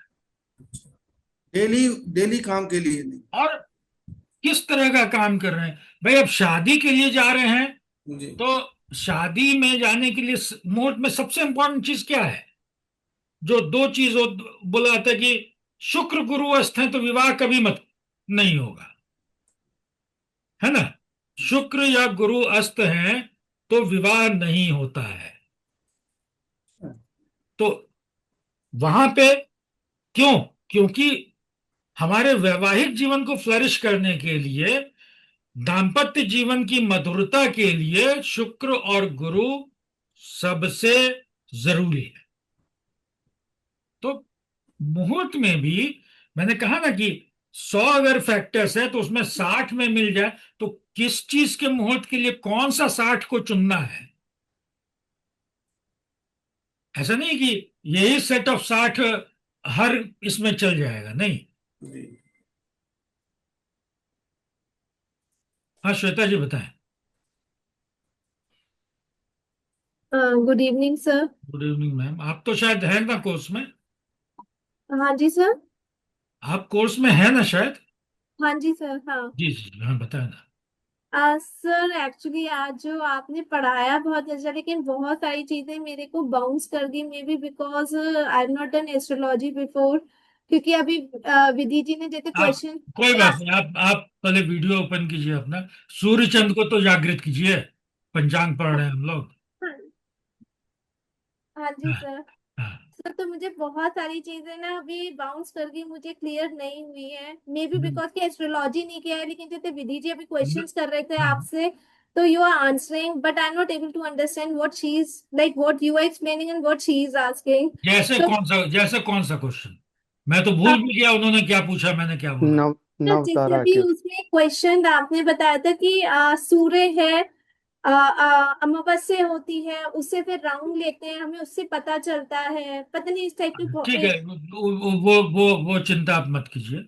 सर बस I just had only one request कि सर जो आप जो भी आगे अभी हम फर्दर जो स्टार्टअप होने वाला है, सर थोड़ा बेसिक समझ के, मतलब like sir I am very unknown to this field, तो मुझे थोड़ा सा बेसिक से क्लियर करिएगा। ये तो बिल्कुल बेसिक से क्लियर होगा, नंबर वन। हाँ जी नंबर सर। टू, एस्ट्रोलॉजी में रिपीटिशन बहुत है, इसको याद रखिएगा। ठीक है। और जहां पर भी आपको लगे कि ये चीज बाउंस कर रहा है, आप पूछ राइट सर। लीजिएगा, मैं वहीं का वहीं क्लियर कर दूंगा। ठीक है। ओके। Thank you sir. तो उसके लिए आप निश्चिंत रहिए। अच्छा सर, हम लोग को नोट्स भी मिलेंगे इसके, जो भी नो, आप हमारे को। नोट्स नोट्स मिलेंगे। लेकिन अब जैसे देखिए, कुछ लिस्ट्स है तो वो तो शायद मुझे भी नहीं याद होगा। बड़ा राइट सिंपल सर। सा चीज। ठीक है। कि अब कौन से, कुछ कुछ तिथियों के देवता याद हैं, जैसे ब्रह्मा हो गए, द्वितीय के, तीसरे की गौरी हो गई, चौथे के हम्म। गणेश हैं, इसलिए गणेश चतुर्थी मनाई जाती है। पांचवें के नाग हैं तो नाग पंचमी मनाई जाती है। सातवें के सूर्य हैं। षष्ठी के कार्तिकेय हैं। ठीक है। तो कुछ कुछ पढ़ते पढ़ते पढ़ते पढ़ते याद हो जाता है। एकादशी के विष्णु हैं। तो बट इस सब का तो लिस्ट होता है, ये सब तो मिल जाएगा, उसमें कोई दिक्कत नहीं है। ठीक है सर। लेकिन बहुत सारी चीजें जो हम लोग बात करेंगे, जो हम लोग पढ़ाएंगे, वो अगर आप नोट्स आप लोग खुद से बनाइए तो हम्म। बड़ा अच्छा होगा। और मैं अगर नोट्स दिखाऊंगा अपने बनाए हुए, तो आप लोग को हैरत होगी कि मैंने कितने नोट्स बनाए हैं, और कंप्यूटर पे लिख। कंप्यूटर पे इसलिए चूंकि मैंने पत्रकारिता की तो लिखने की आदत 22 साल की थी, और हिंदी लिखने की आदत थी कंप्यूटर पे ही। तो मैं अभी भी लिख के पढ़ता हूँ। मुझे लगता है कि भाई मैंने मुझे अपने लिए ये फीलिंग है कि मैं पढ़ते हुए अगर लिख लेता हूँ तो बहुत हद तक मेरा हो जाता है। पढ़ने में इसका एक बेसिक फैक्टर जो मुझे लगा, जैसा लोग कहते भी हैं, जब आप पढ़ते हैं तो केवल आपकी एक इंद्री काम कर रही होती है, आंख। ठीक है। जब आप लिखते हैं तो आपने एक पैराग्राफ पढ़ लिया या लिखा, तो लिखने के लिए you form a sentence first in your mind and right sir. Brain. Right sir. दूसरा, आप हाथ का भी इस्तेमाल करते हैं, मन मन बोलते भी हैं कि अच्छा ये लिखा रहा है। तो बहुत सारा चीज होता है। तो जब हम लिखते हैं ना, तो उसके बाद बड़ा बहुत कुछ ये हो जाता है। सर बस यही था और कुछ नहीं। Thank you sir. ठीक है, तो आप थैंक। सबका बहुत बहुत धन्यवाद। अगले मंगलवार से रेगुलर क्लास होगी। अगले मंगलवार को हम लोग और तय कर लेंगे कि वीक में एक ही क्लास रखें या दो क्लास रखें। ठीक है। ठीक है जी, धन्यवाद हाँ गुरु सर। जी। और कोई भी क्लास, अगर कोई व्यक्ति किसी और ग्रुप में है तो कोई मैंने क्लैश नहीं होगा इसका। किसी और कोर्स में है तो कोई क्लासेस क्लैश नहीं होते, क्योंकि हम लोग दो ही व्यक्ति हैं पढ़ाने वाले, एक मैं हूँ, एक गुरु जी हैं। तो इसलिए वो निश्चिंत है। ठीक है। आप सबका बहुत बहुत धन्यवाद। क्लास कैसी लगी अपने अपने ग्रुप में जरूर फीडबैक दीजिएगा। हाँ। और क्लास अगर ज्वाइन कीजिए आप लोग तो बड़ा अच्छा रहेगा, यात्रा बहुत अच्छी रहेगी। प्रणाम गुरु मोट जी। मोट के लिए भी बड़ा अच्छा रहेगा। धन्यवाद, नमस्कार, प्रणाम। नमस्कार, प्रणाम जी। राम गुरु। प्रणाम।